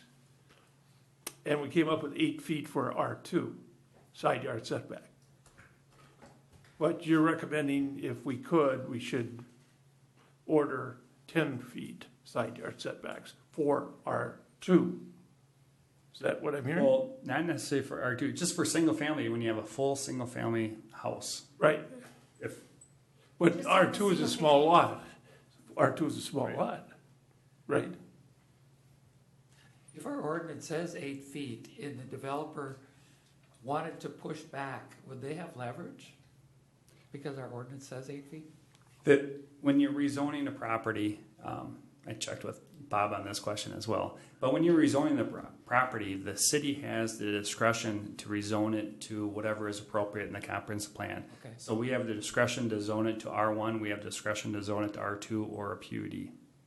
And we have discretion over lot lines and setbacks and Correct. When they're doing a subdivision, we have a lot of discretion over how the subdivision should ultimately be built. And the other question I had, when we, originally in the comp plan, the Vogel property had some high density. We removed that, and that's this property right here. Did we replace that in the comp plan with high density elsewhere? We didn't replace it elsewhere in the comprehensive plan. What D.R. Horton did was they added more townhomes to try to get that density up. So we didn't reduce it, and we still met the comprehensive or the Met Council's goals. Right. The, if you wouldn't mind, the name and address for the record. I'd like to hear your comments on this product in the marketplace and whether or not there's a lot of demand for purchasers of this. Because, I mean, some people may like smaller ones and others may not. So, if you would. Mike Sewell with D.R. Horton, 20860 Cambridge Court, Lakeville, Minnesota. As Pat has laid out in the staff report, we're looking for a couple things from the council is if our street layouts and our lot sizing and such make sense. Regarding house styles, our single-family two-story homes, they will be somewhere in the upper 4s, low 5s. It gets hard because we haven't finalized finishes and we do still allow buyers to pick and choose some things, so the prices can swing 50, 60 grand depending on what they do for options in their own homes. We find in the majority of the cities we operate in, which is quite a few in the Twin Cities, is 8 and 8 or 7.5 and 7.5 foot setbacks do not slow people down from buying. We actually find more buyers are looking for less lots or less land to maintain because they got their kids in sports, they got their kids in school activities, they got the cabins, they got other things they want to do on weekend other than spending their time on yards. So we designed our system or our site around your R2 development codes because as I've been sitting here the last few meetings listening to you and the Planning Commission, it was sounding like PUDs were not the thing that Victoria was looking for, and that's your decision to make because PUDs work too, so we could work with staff either way. But we designed around the R2, and we think the 8 and 8 setbacks will work. We think Victoria's got a lot of the larger lots already. We're trying to bring a different diversified product into Victoria that a little bit more affordable. I mean, affordable is a relative term. Our express homes are in the mid-3s, so it's not truly the affordable single family that some people are looking for, but it's about as affordable as we can get. And our townhomes will be somewhere right around 300. So they're not a range of prices. Yeah, and then if you keep in mind that the landowner still has this area to the south to build, and he's looking at maybe a little bit upper priced home from that too. So it's 4 more product styles for Victoria that fits all the market. So one comment, we're going to be talking about this later with the 18-degree slope. The original, it looks like there's a lot of woods on this property. Mm-hmm. We're going to talk about it later. So I'm not sure what I'm looking at here. Are you trying to keep as much of those trees as possible in this green that's in the center of the diagram that's up on the screen now? Yes, we are trying That's to. not clear cut. That's going to be leaving those trees? That's our plan is to leave it. And grant this is a concept plan. It's got a lot of details that have to be put to it. We still have to go work with staff to make sure that we're designing the park the way the city wants it and our slopes and lots and everything fits. But our goal is there's a long linear slope area with trees. Our goal would be to protect it. How we protect it, is it part of the lots with a conservation easement? Is it open space to the city? Still needs to be worked out with your staff, and I'm sure we can do that. I think we can do everything that Pat has in the staff report. We just need some direction, I think, on where you guys are sitting on setbacks. We may still come back with something different and try to persuade you at that time, but just a little bit of direction on lot sizes and street layouts is, I think, is what we're looking for. All right, thank you. Council, questions for the? I have a question. How many dwellings are within this? 2, I had it here. There's 290 total, 140 of them are townhomes, and 150 are single family, and we split our single family up over 2 house styles. And is one of those house styles, are they both on slab or do they have basements? They all have basements. Yeah. Our express is It's a split level home per se. You walk in the kitchen, dining area, and then you may either go side or up and down through the side or up or down in the back. So there's at least a half basement under all of them. Our 2 stories are your typical 2-story with a full basement underneath, walkout, lookouts, flats, there's no slabs. Our townhomes are slabs. Okay. Full intersection on County Road 11? I believe so. I mean, that's what I think the county's come back is that we can have one, and we have to just work it out with staff. We've talked about our transportation corridor through there. I think we're pretty close on that with staff. Again, we just need to get into the preliminary plat and work through the details. Got it. Council? Thank you. So, Pat, at this point, Question. I'm sorry, go ahead. Questions. Pat, there's 2 types of houses. There's the express, and what's the other one called? Well, this is the typical single-family house. Yeah, so that's full basement, and that's plus 2 floors. Mm-hmm. Are those the ones that you were recommending have 10-foot side yard setbacks? 10 feet and 8 feet. 10 and 8, these are the ones. Right. 10 feet on one side and then 8 feet on. How about the express homes? Those are proposed at 8 and 8, which would be consistent with what we approved for the Vassar development. I mean, that sounds pretty reasonable because the bigger, more expensive houses, they look better with more setback in between them. It's a nicer neighborhood. But the economics have to work. Can I just add one thing that maybe Pat doesn't pick up because he doesn't build our homes for a living? Some of our houses have living spaces behind the garage and above the garage, so I don't know how we're going to deal with that when there's living right even with the garage stall or the 3rd stall, however you want to look at it. So that's my concern with saying 10 and 10 at this point until I have more knowledge of the whole site and how things fit together. I'd like to stay with the R2 for now, understanding that you're looking for more side yard setbacks, and I think we can get there, but for right now, I just think staying R2's the best for what we know today, and as we work with staff and you guys, maybe we can get there. All right, Council? Historically, if we've been with 10 and 10, let's see if we can get there. If we can't, we'll talk about it. Right? Judy? Well, Pat was asking for 8 and 10. Right. But That's the compromise. If you can't get the 10 and 10, would be the 10 and 8. Okay. How many houses would you lose if we did that? How's your math? Yeah.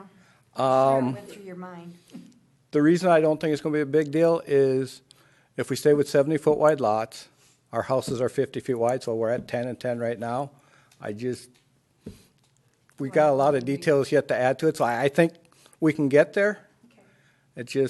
We just have to, I got to work with Pat and Kara and just make sure we haven't missed anything as we start adding details to our plan. And if we can't get it, I guess we'll come back and we'll plead our case, and Okay. you folks will either say yea or nay, and we'll keep going. All right. Thank you. fair enough. What do you prefer then? Stay at 10 and 10? I think the 10 and 10 would be the best way to go at this point. If they can work in 8, 10, I would be okay with that. Mr. Vogt? I'd agree with that. 10 and 10 is a goal, but 8, 10's fine, and maybe he needs to pursue R2 right now and shoot for 10 and 10. Agreed. All right, I'm on the same boat. Shoot for the 10 and 10, but if we have to go to 8, 10, so be it. One thing. Just clarification, so Pat and I are on the same page. What we call the Horton single family, the 2 stories where we shoot for the 10 and 10, and the express, because they're a little shorter in height and such, 8 and 8 would still be, Yes. okay, just, thank you. All right. Anything else? Pat, you got a whole list of questions at the end, don't you, that you want them to look at? Sure. So I just wanted to highlight a couple things elsewhere. Park, we're working with both the developers, trying to figure out the most appropriate place for one neighborhood park that would serve both the developments. We're recommending it be in the D.R. Horton development. You can see it's centrally located. They have it at 11.9 acres. They've since submitted a plan that shows that 6.2 acres of it would be usable space. So we're comfortable with the size of it now. Now we just have to make sure that it fits the programming, the ball fields, the soccer fields. I'm sorry to interrupt. Can you highlight that? So here's the centrally located park. They have a little parking lot here, indicated here, a ball field, and then a soccer field in the middle of it. And so that's all wooded right now? No, it's the woods, the steep slopes are what they are preserving here on the side of all these lots. So that's not, On the edge? Correct. that's not taking down 6 acres of trees to put in the No, park? it's not. Okay. Council, you have more questions or more things you want to run through? No, the one thing that I just again highlight when you're talking about losing lots, the only time that staff's recommending eliminating one lot is up here along these express homes. This is a neighborhood collector street, and it's kind of a hybrid between a residential street that has a lot of the houses fronting on it, has neighborhood streets have parking on both sides. A collector street, a true collector street, wouldn't have any houses fronting on it and wouldn't have any parking. But there's a lot of situations when you're developing that you have to have some lots on a collector street. And a lot of the times collector streets are very expensive for developers, so we try to work with them to say you can have some lots. So a neighborhood collector is a kind of a hybrid. But in that case, what the staff was recommended to limit the number of lots on a neighborhood collector is that those lots be wider than typical and have a deeper setback, a front yard setback of 40 feet. So when people are living on this neighborhood collector, it's going to have a lot more traffic than your typical residential street. You want those homes farther away. And so right now they're showing 7 lots. What we'd recommend is you eliminate one.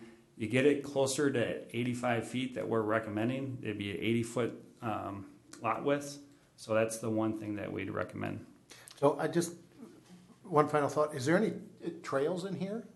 So the trails are located in the yellow-orange dash lines. Oh, okay. And they're pretty much throughout the entire development. It locates it through the Central Park. It locates it through this wetland that has to have the county water management organization to approve. There's a trail along County Road 11 and then through the neighborhood collector street as well. Right. Where are the berms? Is there berms to shelter the neighborhood from County Road 11? There will be barns where you've been talking to them to have a 50-foot wide setback to have room to create those berms. All right, super. Pat, anything else on this? No, staff is very, we believe that developers should be recommended or condemned.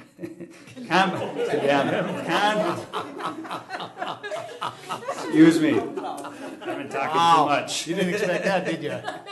Complimented for the mix of uses that they're providing. It's a wide variety of uses, and that's something that we would always encourage. Good. Thank you. Great. All right. Thank you. Anything else? Council? Nice one there, Pat. The next item, 5G, the Meadows at Victoria Sketchplat. Oh, you are just. By the way, thank you. So this one's very similar.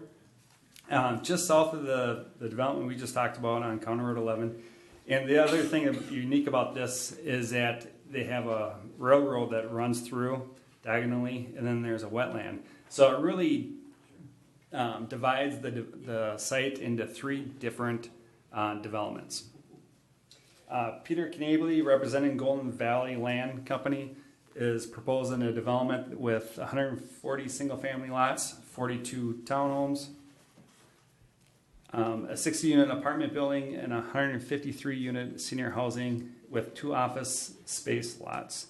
Again, this one is located in Lake Town Township. It would have to be annexed. The proposed net density for the single family is 3.27, which falls within the 2040 comprehensive plan range of 2.25 to 6 units per acre. And the net density of the townhomes is 5.16 units per acre, which is slightly below the comprehensive plan's range of 6 to 12 units per acre.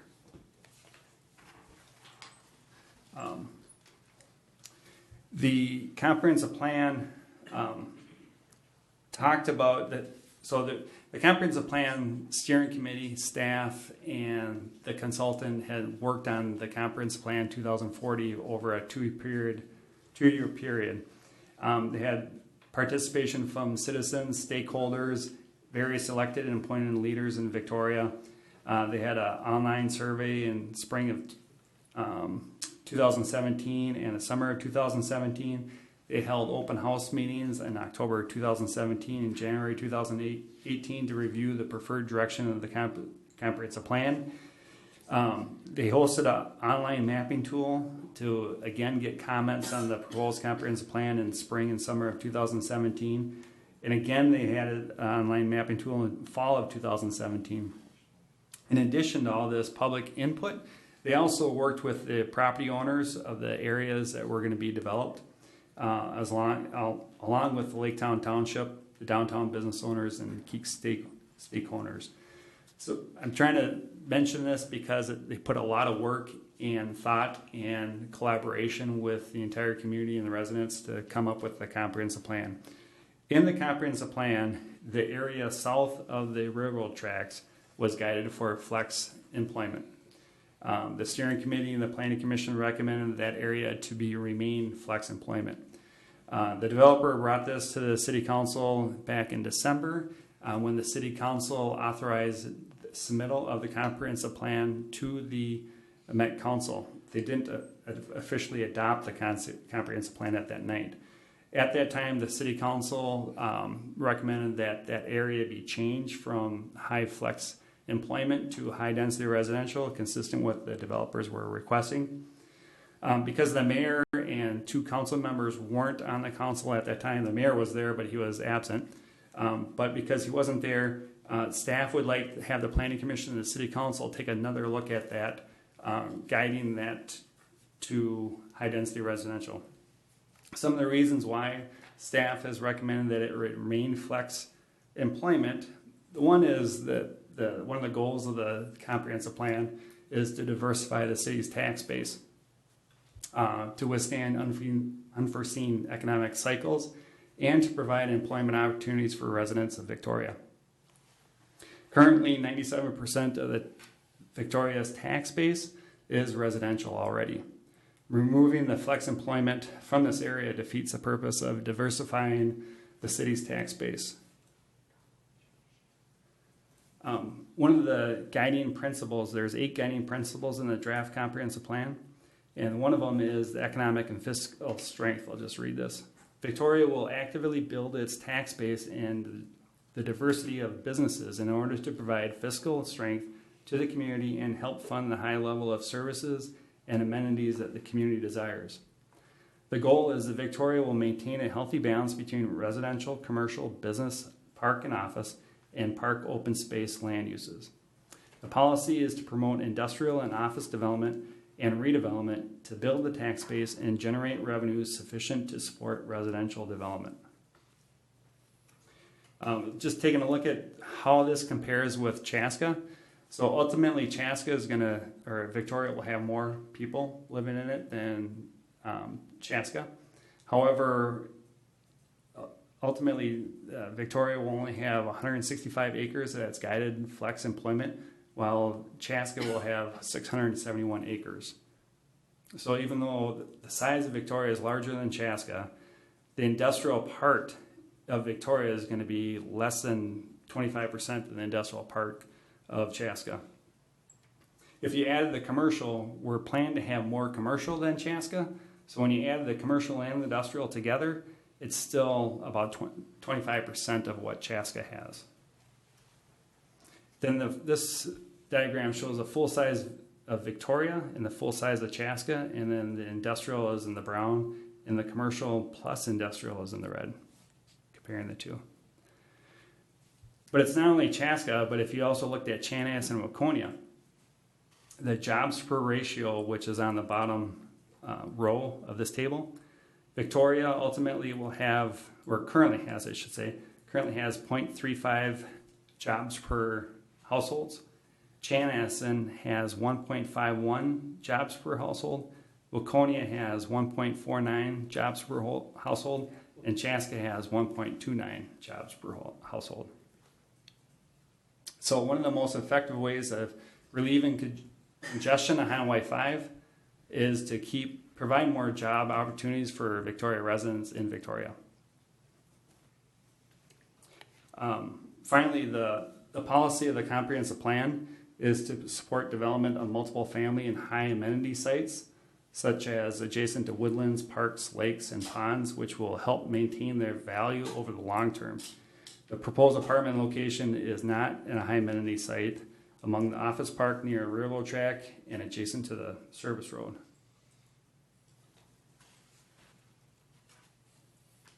Go back to, so here's the apartment units in the the senior housing, and here's the service road that would access that development.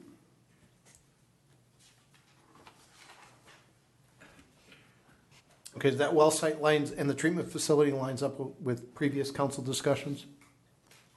That's well site 5, I think? The well site.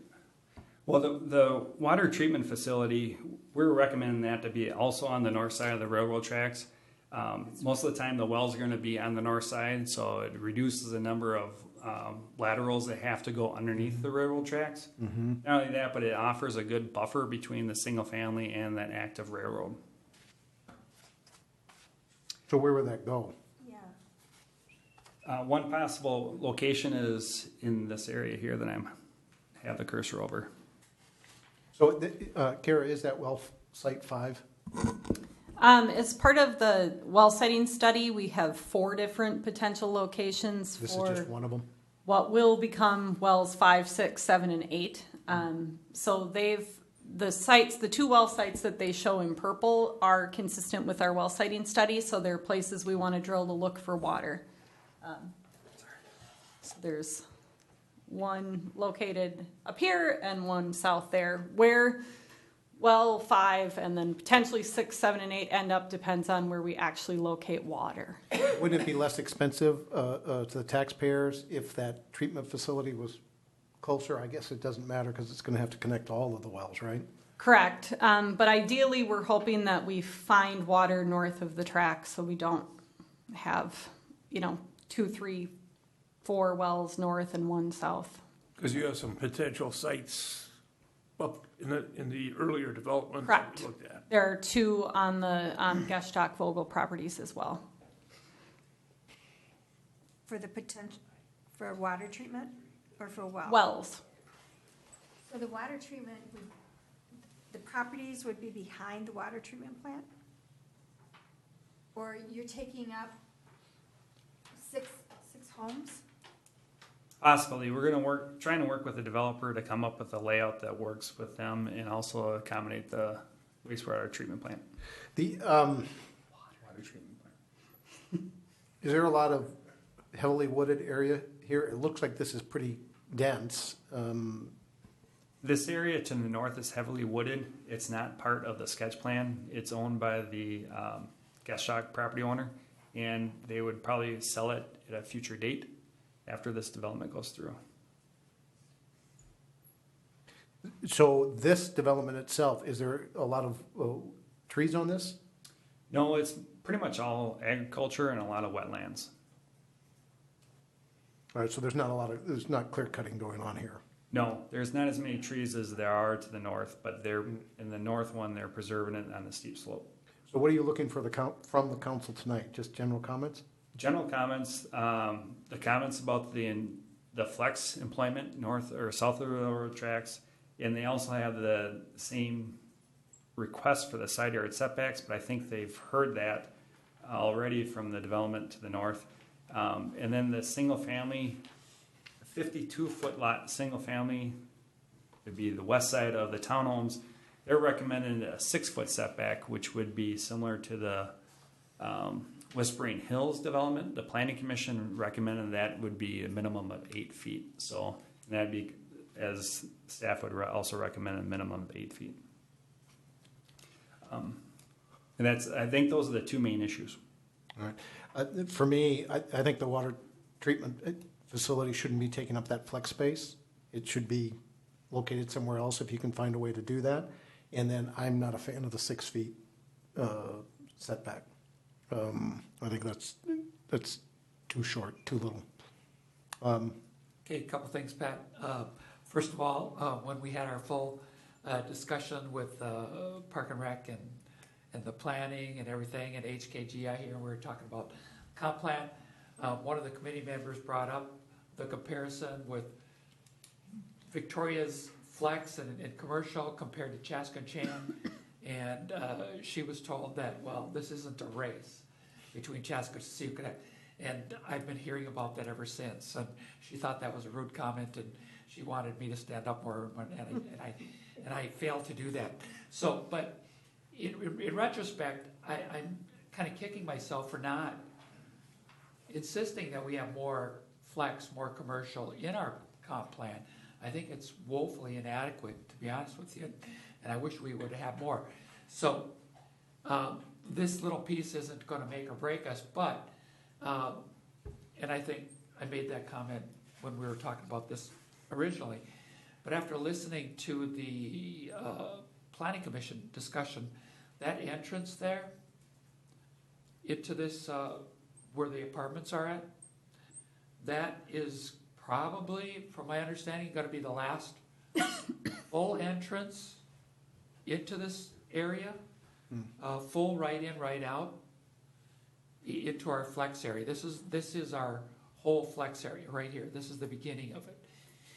And with that in mind, this is going to be our grand entrance into our flex area. And with that in mind, I don't think we should have the well treatment plant there. I don't think that kind of fits in with that. And I'm not necessarily opposed to having apartments mixed in with office. I think that could work. But here again, we don't know what's going to go there. This might be data centers or offices, we don't know.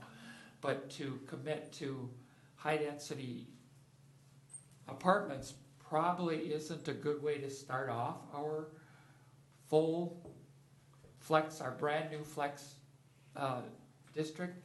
So I don't think that does fit in very well. Maybe at a later point, possibly somewhere else in there, high-density might work, but as a starting point, I guess I would like to try to commit to keeping this as flex as well. If we move the well treatment plant to the north side of the tracks, I think that could also add as kind of a buffer between the residential and the railroad tracks, which would be helpful as well. But all that needs to be worked out with you and the developers. I agree that water treatment facility should be moved north of the tracks to open up the property to some flex, because the water treatment facility just doesn't seem to fit there. Secondly, I thought I saw a memo from the county that says the public road that we just talked about should be considered moving further to the southernmost edge of this property.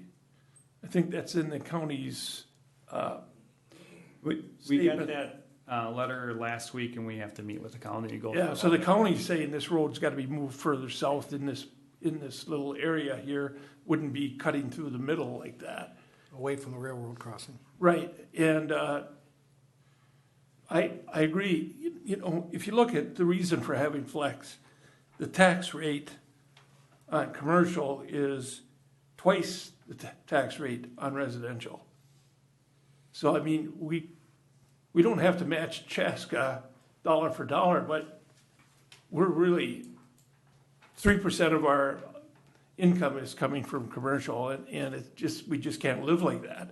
The burden on homeowners as we move forward in the next couple of decades is just going to be overwhelming, because we're going to have all this overhead, and we're going to have the tax base is not going to fit. So we really do need to get going on this flex. And I'd be in favor of just thinking about this, knowing our conversation we had a month ago or 2 months ago, knowing about this, I'd say we should get this thing developed as flex, get the water treatment plant out of there, And we'd have to work with the developer to see how to reconfigure this.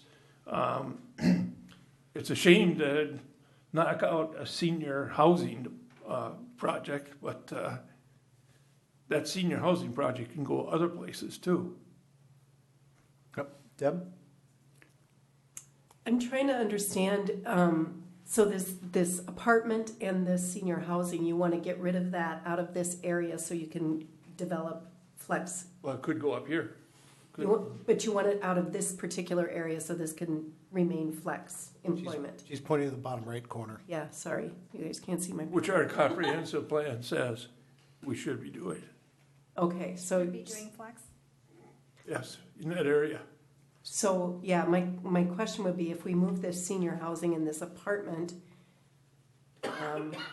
housing, what does that do to the development? Is that a deal breaker?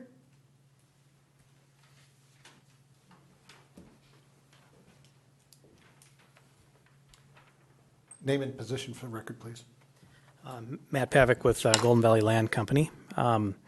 We appreciate all the feedback and thoughts on this. We've been working on it for a few months with the Welter family. We just presented this plan as what we thought was the best idea to develop the property. We understand there's been debate on what the best way to do that is, and we respect your opinion on what you think you want to do. So we're here to kind of hear that direct direction on what to do south of the tracks.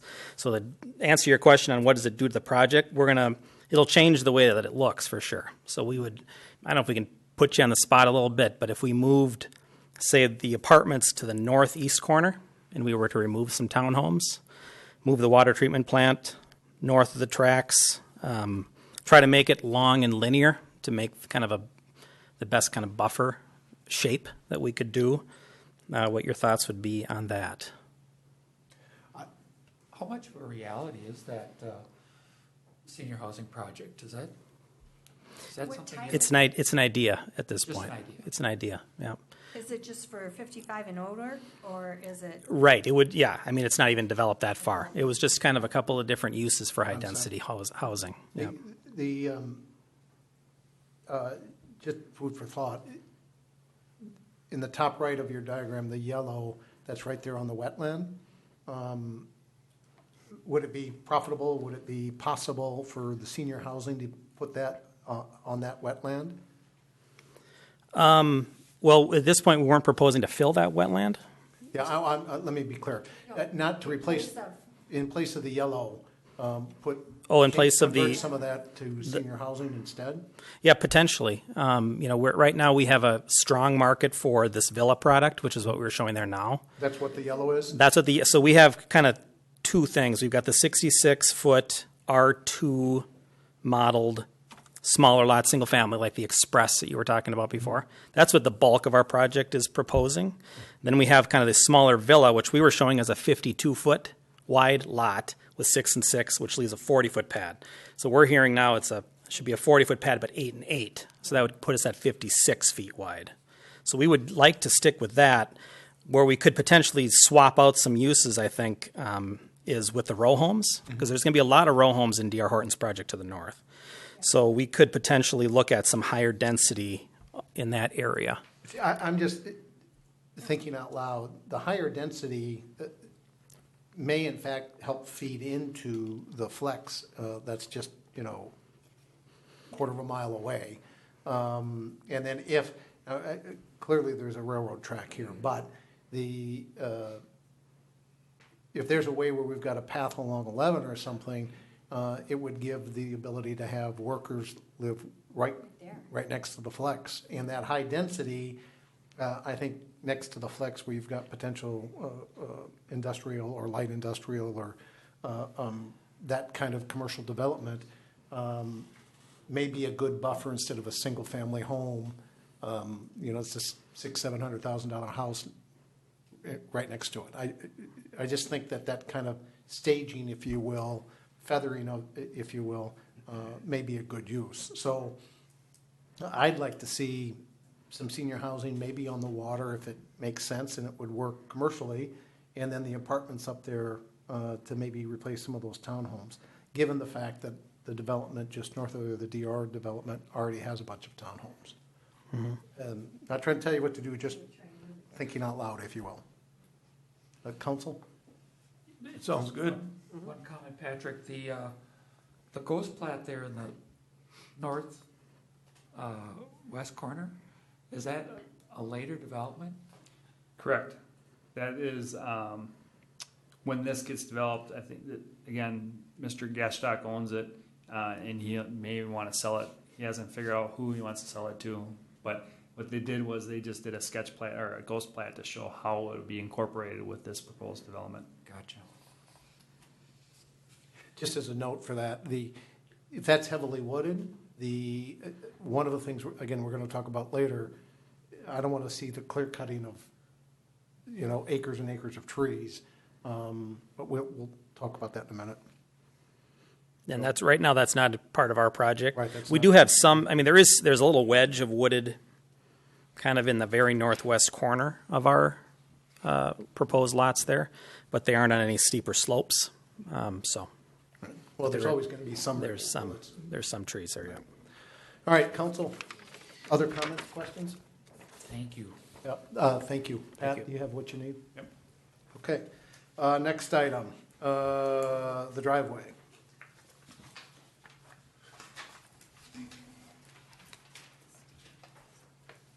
Doug, Mr. Mayor, when we did the rebuilding of Marigold Circle last summer, we had a problem with two vehicles driving on wet tar apparently and putting some marks on Mr. Johnson's driveway. And he's come to us and asked that we write him a check for the damage that was done to that driveway. And what we've suggested from a staff standpoint is that we offer to try to get some quotes for fixing the problem and write a check to whoever fixes it. And looking at it in spring when we can see what it looks like, since the work can't be done now. So we're suggesting that you don't do anything now, but wait until spring and see what it looks like, and then get somebody out there to give you a couple quotes of how to fix it, and have the city write a check for the guy that fixes it after Mr. Johnson approves of the fix. Council? How do you fix this? You have to paint the driveway? I think it's some kind of a Power wash. Chemical?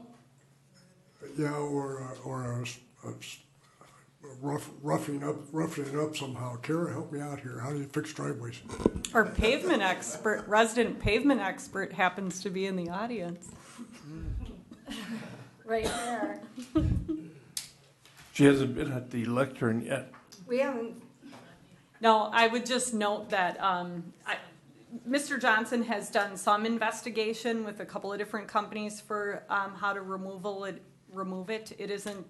There isn't an obvious, simple solution associated with it. I think I'll leave it at that. Okay. So there's two sets of photos here. The first set with the darker, can you show that? With the darker stains was when he first drove. I don't know that we have both sets. I sent you both. Oh, I know you did, but I don't know that I included them in this. Yeah, because there's snow. So I think these earlier ones are the initial photos when the grass was still green. And then you scroll down, we'll find some snow. Yeah, okay. Then you do. So seems like they've maybe faded some. I haven't been out there. You think they have faded? I haven't I gone think out. they have faded. He didn't think that they had, but from the pictures, it looks like it has. And, I did a little bit of searching myself, and I went on YouTube. They did a steam power wash. They can use certain chemicals to just power wash it off. He talked to different paving companies, and he did get one quote from one paving company that it said that he wouldn't guarantee it, but it would be like $450, $500, and that if the driveway was dirty and it didn't match, he could do the whole driveway for another $450 or $500, which would be about $1,000. And Mr. Johnson, I asked him about having it repaired, and he actually said he didn't want us to repair it or to pay for having it repaired. He just wanted us to give him $1,000. So I said, well, we need to talk with council. All right. Mr. Gregory, any comments? Mr. Johnson's not here today, is that right? And I did invite him. He's certainly aware that we're having this meeting tonight. Yes, and I did tell him, and I did invite him. So these marks were made by his cars, is that my understanding? He says that one set is made by his car, and he believes a contractor's truck turned around in the driveway and made the other one. That's what he told me. But he was told he could drive on it. That's what he said. The contractor disputes that. Oh. So to that point, I did meet with him. He told me that I was out there in the summer when this was first brought to my attention. I drove that street. I didn't see these marks on any other house. So I think that's true. Huh? I think you're right. Yeah. So I wasn't there when it happened. My assumption is he's telling us the truth, and I have no reason to doubt that. But at the end of the day, I think Judy is right. I think what we should do is we should try to clean it. And then the real question for me is if we can't clean it or it makes the driveway two colors and we have to do the whole driveway, fine. But I really think it goes back to the paving company. Isn't it the same company that we had some other issues with too? We had some, we had some timing issues, I think. I don't know about I think the work was okay. Correct. We had some. This is where there were delays in getting it back? Correct. Okay. Yep. Are they going to reimburse the city for this? They have declined, and we have made final payment. Oh, and also, Mr. Johnson did try to file a claim with their insurance, and their insurance turned him down. I mean, clearly, we're not going to get into a legal battle. Right. We'd spend more than what it's worth. Can we withhold what we paid to clean this from the final payment? Final payment has been made. Final payment. Oh, it has been made? Yes. Yeah. And But Mayor, to be clear, so the contractor is the city's agent. The contractor's been hired by the city to do this work. They deny that they're liable, right? They've said this is not our fault. We did not, I mean, I guess their position is they did not tell them to drive in the street. At that point, we have the choice, I think, of agreeing with the contractor that they were not at fault or taking the residents' viewpoint and pursuing the contractor. And yes, one way we could have done that would be to withhold payment, but we'd have to have facts to support that. So, And it's a he said, she said. right. All right. I think the city's made a good faith effort to get this resolved with Mr. Johnson. I think I'm in favor of going with the staff recommendation and saying let's wait till spring, offer to clean it, pay the contractor who cleans it, and go from there. I mean, we certainly want to have Mr. Johnson be satisfied with the work, of course, but I think the city has made a good faith effort in trying to resolve this. So at this point, I would agree. I think we should, in the spring, go out and attempt to clean it. And hopefully the first one does it. And if not, we clean the whole driveway and then be done. I mean, I don't know what else we can do. I think we should do our homework, I'd like though. to see Mr. Johnson go out and find a contractor or somebody that he would like to work with, get them to write him an invoice for the proposed work, and if we approve it, then we approve that invoice. Why should we be looking for somebody, and then he won't be satisfied again, and then we're back to square one? So let's let him find a contractor. Well, I don't have a problem with him finding it, but it might be good to have at least maybe two people so we know Let's that get a it's couple of we're in a ballpark. Just to make sure that we're getting a reasonable estimate.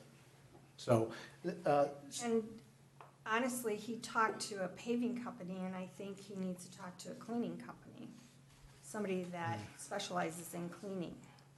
I don't know why you talk to a paving company, this is concrete, so you're not gonna redo the whole driveway. Right. So I don't think we need to belabor this. I think we give direction to Dana through Mr. Reeder to get an estimate just to verify that it's not outrageous. But if he wants to hire, Mr. Johnson wants to hire his own cleaning company in the spring, and that estimate is what we would have to pay, then let him use his own company and we'll reimburse him, right? And I think the approach, from what I heard, and council, correct me if I'm wrong, clean the tracks or clean these marks. If it really discolors the driveway, then we'll pay the additional fee and clean the whole thing to get it all one color and be done. Okay, I'm sure he's listening, so I think he got it. Yeah, and Okay. I have a question. If the city does some work on this in terms of homework and finding who at the city is gonna be in charge of taking care of this, so this will end in the spring, one way or another. Well, I think we set the limit for Dana. I see this couldn't be anything except an engineering problem, so the engineer will be in So Dana charge. will talk to Kara, Kara will look at alternatives so that we can take action as soon as spring arrives. And we're only gonna have to talk about this one more time. Yeah, I don't think you want me to come back to talk to Mr. Johnson, that wouldn't get you. He didn't want to talk to you at all. All right, so you have, Doug, you have what you need to talk to Dana about this? Yes. All right. Let's move on. Mayor's discussion items. Look, it's getting late, so I'm gonna be brief on this. I want the council to think about this. I'm not gonna make any motions, but in the next meeting, or if not March 11th, very soon thereafter, we're gonna start talking about filling the committees. I want the council to consider redoing how we do it. Interviews, all of that's fine, but instead of the majority voting and selecting the members for the committees, I think each council member should be able to select one member for all of the committees. And the reason being, very simply, doesn't matter if there's a majority or a minority on the council. This way we guarantee that we get all points of view represented on the committees, because at this point, it's my opinion that the committees don't fully represent all points of view in Victoria. That for the 2 years prior to this council, beginning in January, almost without exception, anybody that either myself or Mr. Gregory wanted on the council was never appointed to any of the councils. It was always 3-2 votes against. So we did find, and there were times when the council as a whole agreed on individuals. What I want to do is I want to guarantee that we have all points of view represented on the council, and if each council member picks one person for the committee membership, we're guaranteed to have other points of view. And the reason this ties into the second point, and that is all of the staff reports provide a single point of view to the council. And I don't want to go into it tonight, but there's examples where the council was provided a particular point of view, and there are other points of view that weren't even represented. And so when the council's asked to make a decision and we don't have all of those other alternatives, if you will, even in a summary form presented to us, we're not seeing the other options. And I'll give you a perfect example of what happened with the Wasserman Park when it originally presented to the council. We were told that we're going to have to buy it 50% up front and then make 4 equal payments. We were never presented with the option that we're now actually considering, in which the watershed would finance it and then we'd pay them back like a mortgage over 20 years. That's an example of a situation where something was recommended. We didn't even know the other options existed. So back to the committees, I think each council member picks one. We change the staff reports and require all staff reports to include not only the recommendation, which they should do, but it should also include maybe 1 or 2 alternatives that were discussed and discarded by the staff. So the council, when they're discussing these issues, they can talk about those other options if in fact they want to. So with that, that's the basic concept I'd like the council to think about. And I don't want to put you on the spot and try to change that tonight. I also want residents to have an opportunity to hear this and provide feedback before we actually make any changes. With that, let me open it up for the council for questions. Well, I just have a question about that. So you want us to find a person that represents our viewpoint to be on committees?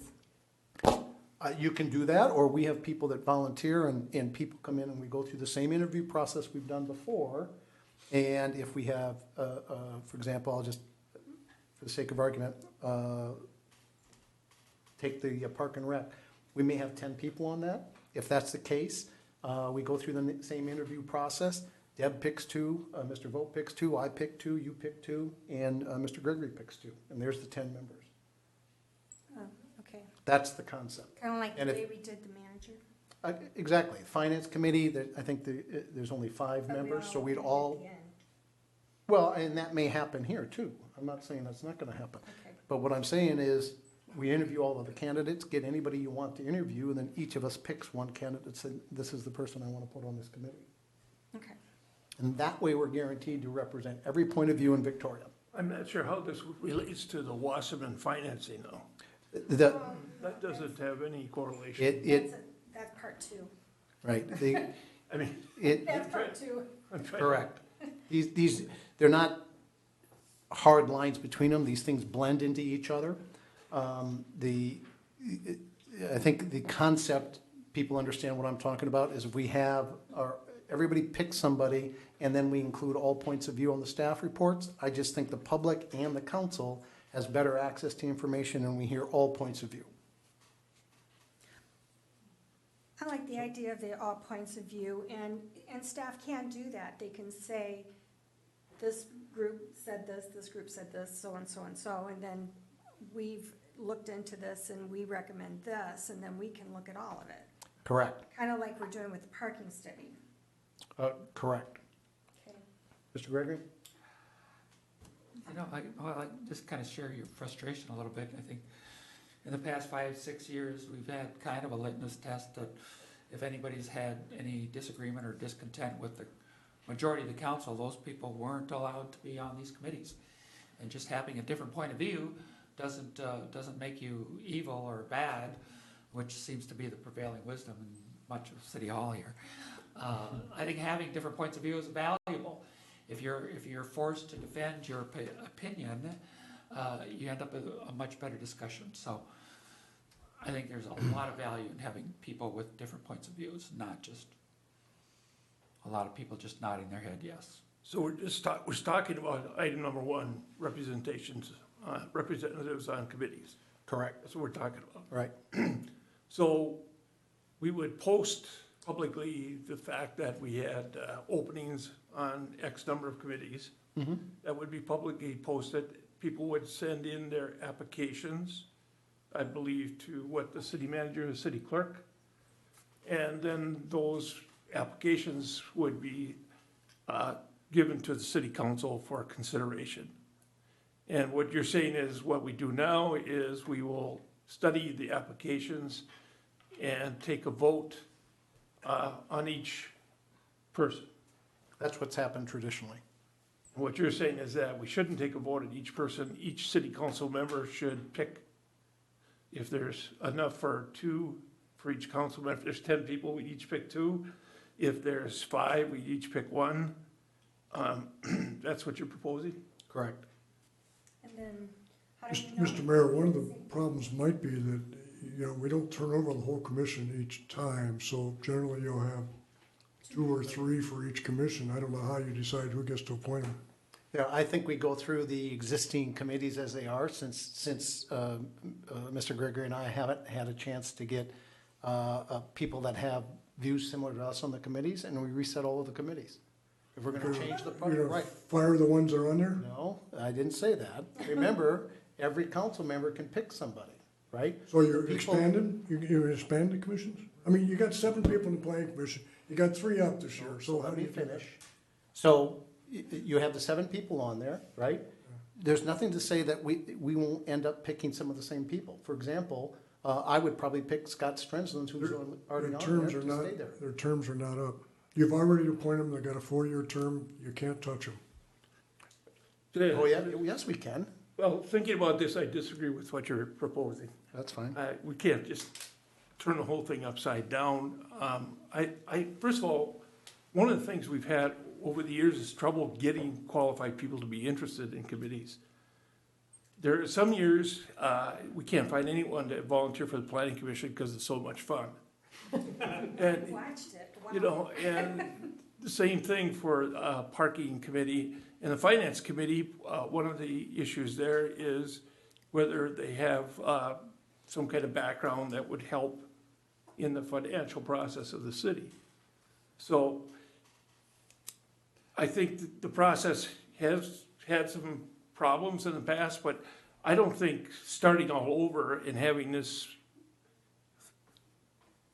thing where you look at all of them and everybody starts with a new clean slate, and you just you know, we've got different terms. Every, you know, if there's 6 people, there's only 2 people being replaced every year, that sort of thing. Well, I mean, you could pick people that are already on it, but when you talk about the finance committee, for example, I brought forward a CFO and somebody that was a CPA, both of who were turned down, but Derek Gunderson was put on, and he has no finance degree or finance background. He's got a master's in public administration. Right. That's a good one. I didn't say it's not a good one, so let's not turn this into a personality cult. What I'm saying is it's my belief that all of the views in Victoria are not being represented on these committees. Look at what happened with the parking task force, right?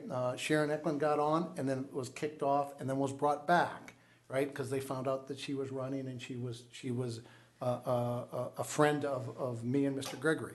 This shouldn't be happening. We should encourage, in fact, all of these different points of views on all of these committees and allow these people to speak to the various issues that these committees will face. The final point, too, that I haven't addressed, and that is, I think we have to revisit the entire ordinance. These committees should be extensions of the council. They shouldn't be extensions of the senior staff. And I think we need to reset how these things work. Furthermore, the final point related to the committees is the assigned council member, I think, should run these committees and in each council meeting provide a short overview for the public as a whole in the council meetings, which are broadcast, saying what the committee is looking at. And the public can say, hey, we want you to look at these. I think it fosters a better dialogue and exchange with the committees if we reset how these things work from top to bottom. So I'm not asking you to make a decision tonight. I'm presenting the concept and some of the discussions. And I know, Mr. Vogt, you may not agree with me. That's fine. I still believe, though, that we need to represent all of Victoria. Well, I think we should take it another step. For instance, on the finance committee, there's 2 council members, the mayor and another council member. I think both council members should rotate every year. I think it's a state statute that requires the mayor. That's not within our control. There's no statute that requires the finance committee. The only, There isn't? No, I was told before. the only statutory committee is the planning commission. not that I'm aware of. No, there's no. Maybe we need to, So, I mean, we can take that whole discussion up, right? yeah. But I think it's a worthwhile discussion, but I have a couple of thoughts. I appreciate your frustration being on the short end of a vote. I do. That's frustrating. And I'm not sure that 2 years of history should warrant a whole re-engineering of our processes. I appreciate the fact that we want all kinds of opinions. I do. But this is still a democracy. I think people still volunteer. They put themselves out there to be fill these positions. We interview them. I still feel like a democracy. I mean, we're reasonable people, and we are here to fill a job. Right. That's fine, but this has been going on for much longer than 2 years. Tom, weren't you refused a position? There were 2 openings. You were the only one applied, and they wouldn't give it to you? Yeah, well, actually, after the get my numbers straight, 2016 election, lost narrowly and had applied for. No, we won in 16. I'm sorry, 2014. 14. But then after that, I wanted to be involved. Tried to get on the planning commission a number of times, actually 4 different times, and actually interviewed with the Planning Commission a number of times, and even when the Planning Commission members themselves recommended me over another person, the staff report actually put the other person on as a recommendation. So that was a staff report that recommended the other person against the Planning Commission's recommendation. So there had to be some kind of a backroom deal there, backroom arrangement to make sure that I didn't get on the Planning Commission, because that was in a staff report. That wasn't even in a council decision. So to say that this has only been going on for 2 years, that's not true, because I was most definitely blackballed and not allowed to be on the Planning Commission. And when I asked Lori about it after I got elected, she told me that, I asked her why that staff report read that way. She said that Tom O'Connor had told her, as long as he's mayor, Tom Gregory will never be on the Planning Commission. So, Was that and I don't during know the how. lawsuit time? What's that? Was that during the lawsuit time? This was 2014. This was, I don't Yeah, even know that if was it had right. been filed yet. That's it, that's right when it happened. It was filed May of 14. But nonetheless. Yeah. All right, Well- so what you're saying is you wouldn't support any changes? Is that what you're saying? I think let's give this council a chance at going at it. I'm fair with trying that. I think you understand where I'm coming from. I do. The frustration, because I've got people that say, highly qualified that want to serve the city, and they're basically cut out because they were associated with being a supporter of mine. Oh, And that's just, I just don't think that's a over good thing now. to do. Well, there's been I don't think anybody was gonna argue there's been a significant change since January. I'd like to think that people that signed up for the committees and the commissions would do so out of their own unique desire to serve the city and not to affiliate themselves with anyone. Well, they do, but their particular positions on policies or direction or things going on in the city, they would like to have that voice heard. So, they want to be part of the discussion, but they were prohibited from doing that. well, they're not now. So, all right, Mr. I Mayor, think the that other wraps one that up. was the Personnel Committee. Did you want to talk about that? I think we end up at some point having a discussion. I think we need a personnel committee too, to look at a whole range of issues, and I don't want to open up that can of worms. People can look at this. Look, I put the concept out there. I'd really like to hear from residents what they think, right? Do they agree with this? Do they think this is necessary, or do they like the way it's going now? And let's give this time for word to spread in the community, and people can provide feedback. Mr. Mayor, this is a Plan B city. The administrative part of this government takes place in this city hall with the city manager. The city council is responsible for the legislative aspects of city functions. The city manager is responsible for the administrative. Personnel is the city manager's responsibility, with the exclusion of the city manager herself, which is hired by the city council. So you're proposing we have a personnel committee that oversees the city manager's decisions and digs into all the city manager's daily decisions. That's not what I said. That's what I read. Well, that's what you're reading, but what I'm saying is this council sets policy for the city, right? And maybe there's policies we need to set that are related to staff, right? There's policies that we set for all of the functional responsibilities of the city, right? And that is part of our function, and something I've talked about in the past, where there's a lot of functional areas that I think we don't have policies, that we need to establish policies. And we're, in fact, at some point going to have a workshop to talk about policies. And at that point, we'll go through that process, and if the majority of the council agrees we need policies, we'll put them in place. I'm suggesting that we have a need for a personnel committee. Do you think we're gonna lose more people?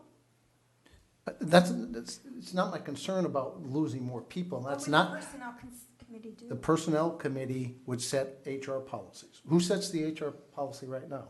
Is there any review? What about the salary reviews? Our ordinance requires salary reviews, and it was done as part of the budgeting process. Maybe the council wants to get involved and look at that. What about the amount of money we spend on buying meals for senior staff before all the council meetings? What about the use of credit cards? I've gone through all of the credit cards, right?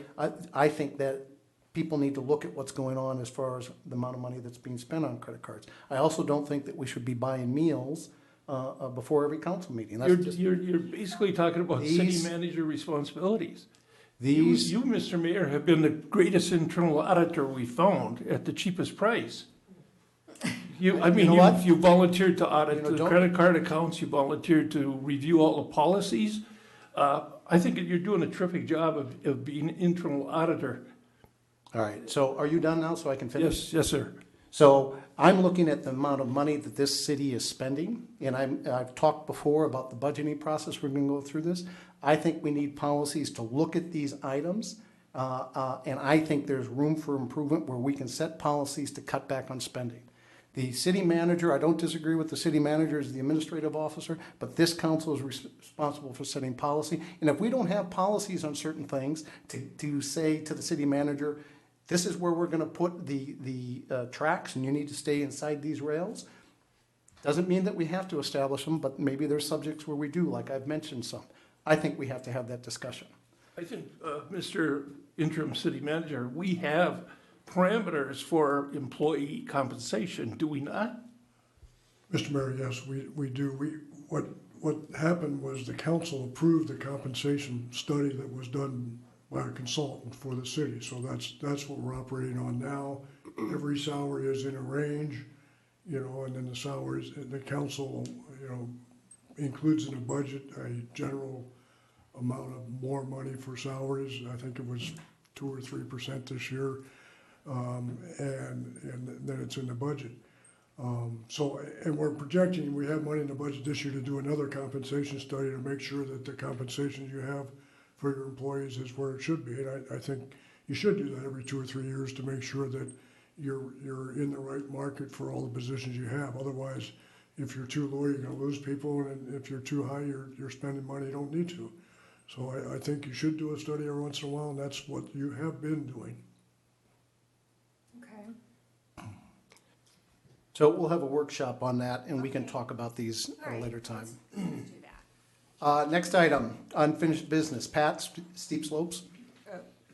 So this should be a quick one because we met with D.R. Horton, the property owners, and the property representatives of the Marsh Lake Hunt Club last week.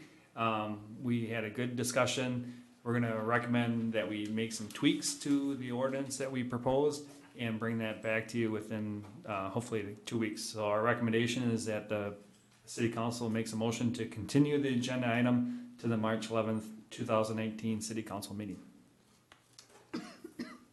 Will property owners have an opportunity to review that? I know of some that aren't part of this discussion that are very interested in this steep slope.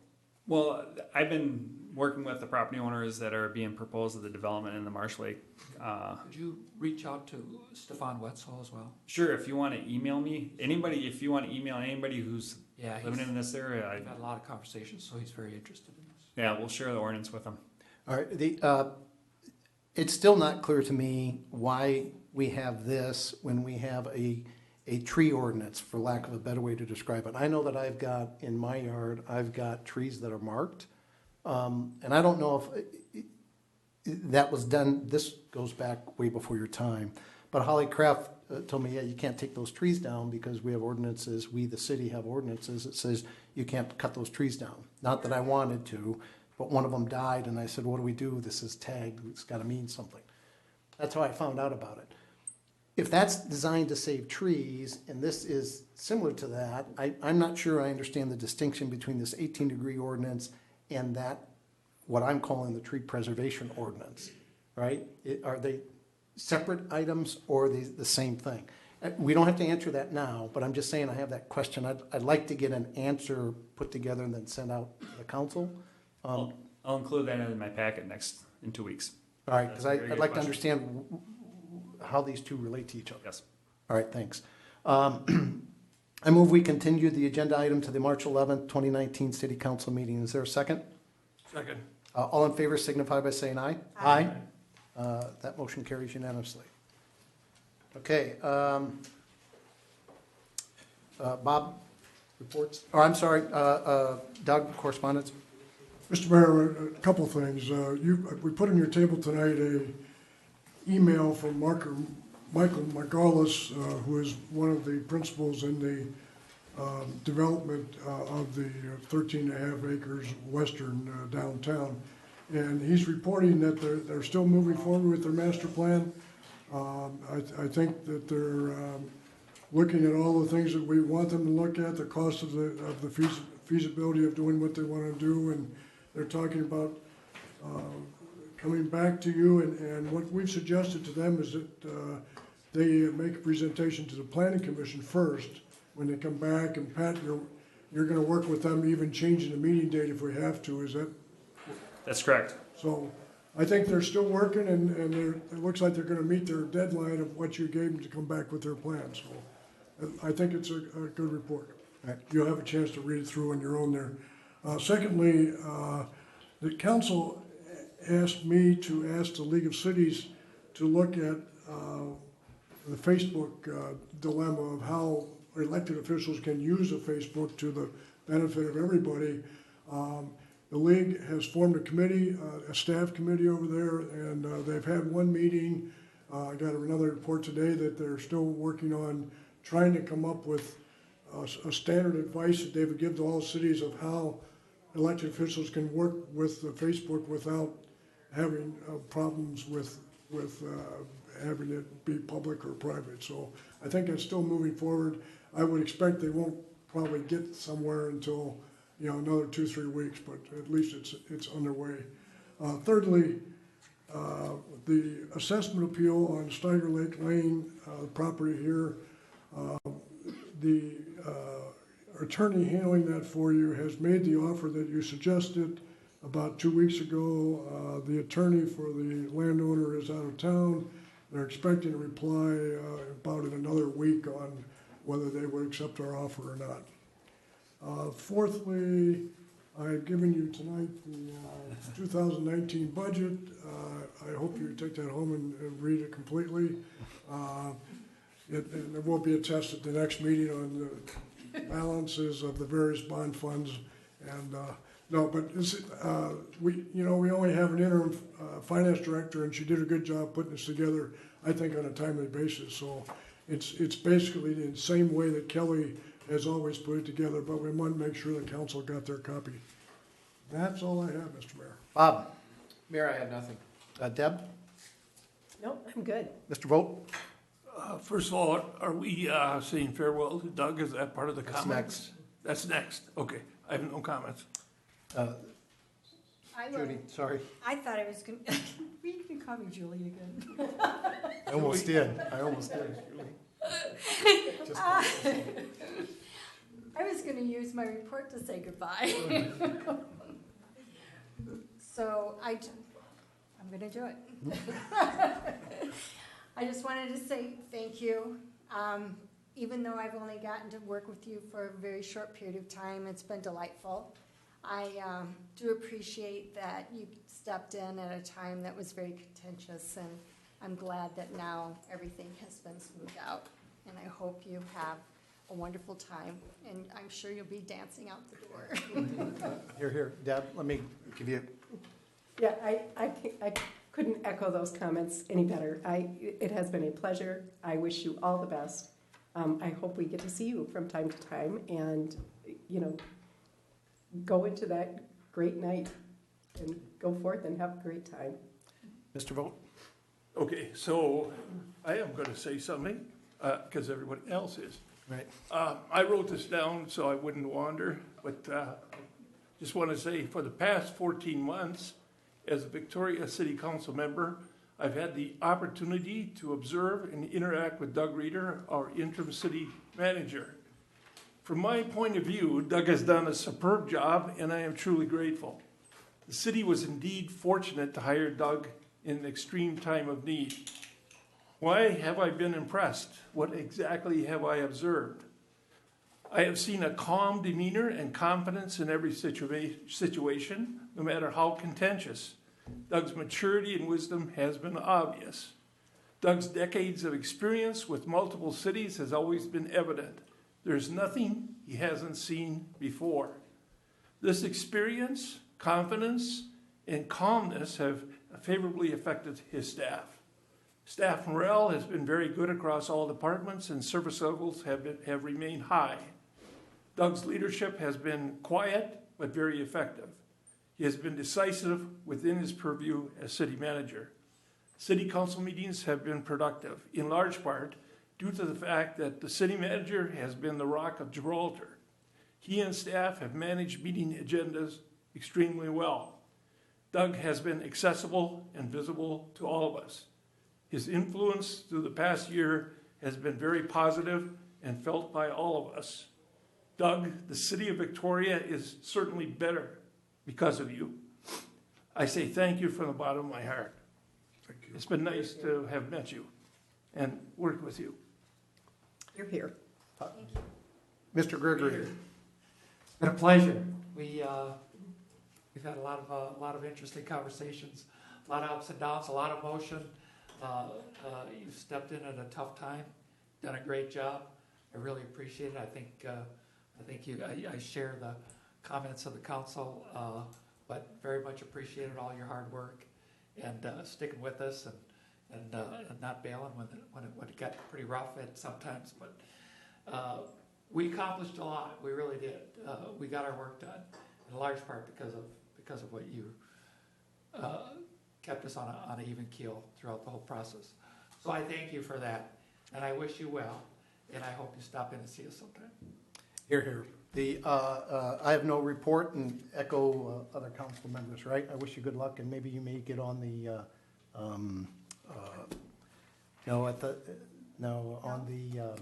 Med Council? Yeah, the Med Council, what is it? I've already been eliminated, so. Oh, you were? Oh, well, I didn't know that, obviously, so. Mr. Mayor, I would like to make a couple of comments if Go you. ahead.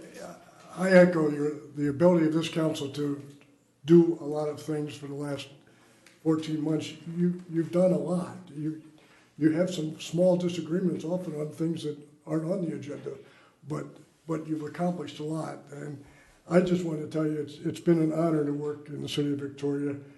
You've got a great city here, which I'm confident will continue to grow in the best interest of the city. I congratulate you for hiring Dana Hardy. I think you made an outstanding choice, and I think it's going to make a big difference in Victoria. I think that I'd like to thank the staff that I worked with. There's a lot of things I didn't know about Victoria when I came here, and a lot of things I still don't know about Victoria, but you've got a staff that was very nice in helping me along and telling me what the history has been in various things. So they all stepped forward, and a lot of them took on more duties because of things that I was not familiar with. And you just have a good staff here, and I hope you continue to work with them. I think this council has the advantage of being able to work better together, and I just hope that you will continue to have this council working together and working with staff in a very good way, and I think you'll do a lot for Victoria. So thanks for letting me be here for a while, and I'll come back and see you. I want to come down, and I told Pat I'd like to get a parking space when I come in front of one of those. Awesome. Thanks, Doug. I move that we adjourn. Is there a second? Can staff? Oh, I'm sorry. They want to say something. Go. Okay. Are you speaking for everyone, or? Yes, I'm speaking for everybody, even though I didn't ask anybody, but they all agreed. But so when we met Doug, when we did the interviews, when he said he flunked retirement, we all kind of liked that and thought he'd be a good fit right there. Flunked retirement because he kept going back for more jobs. But we do appreciate his humor and knowledge, like you said, with the many cities that you've worked for. And you're a kind man, and we thank you for leading us through this whole thing with the council. It was tough at times. And I know you'll be moving on to another city with whatever role it is that you're going to be doing in other cities. But we do appreciate having you here. Thank you, Cindy. Anyone else? All right. If there's no one else, now I move we adjourn. Is there a second? Second. All in favor signify by saying aye. Aye. We are adjourned. I almost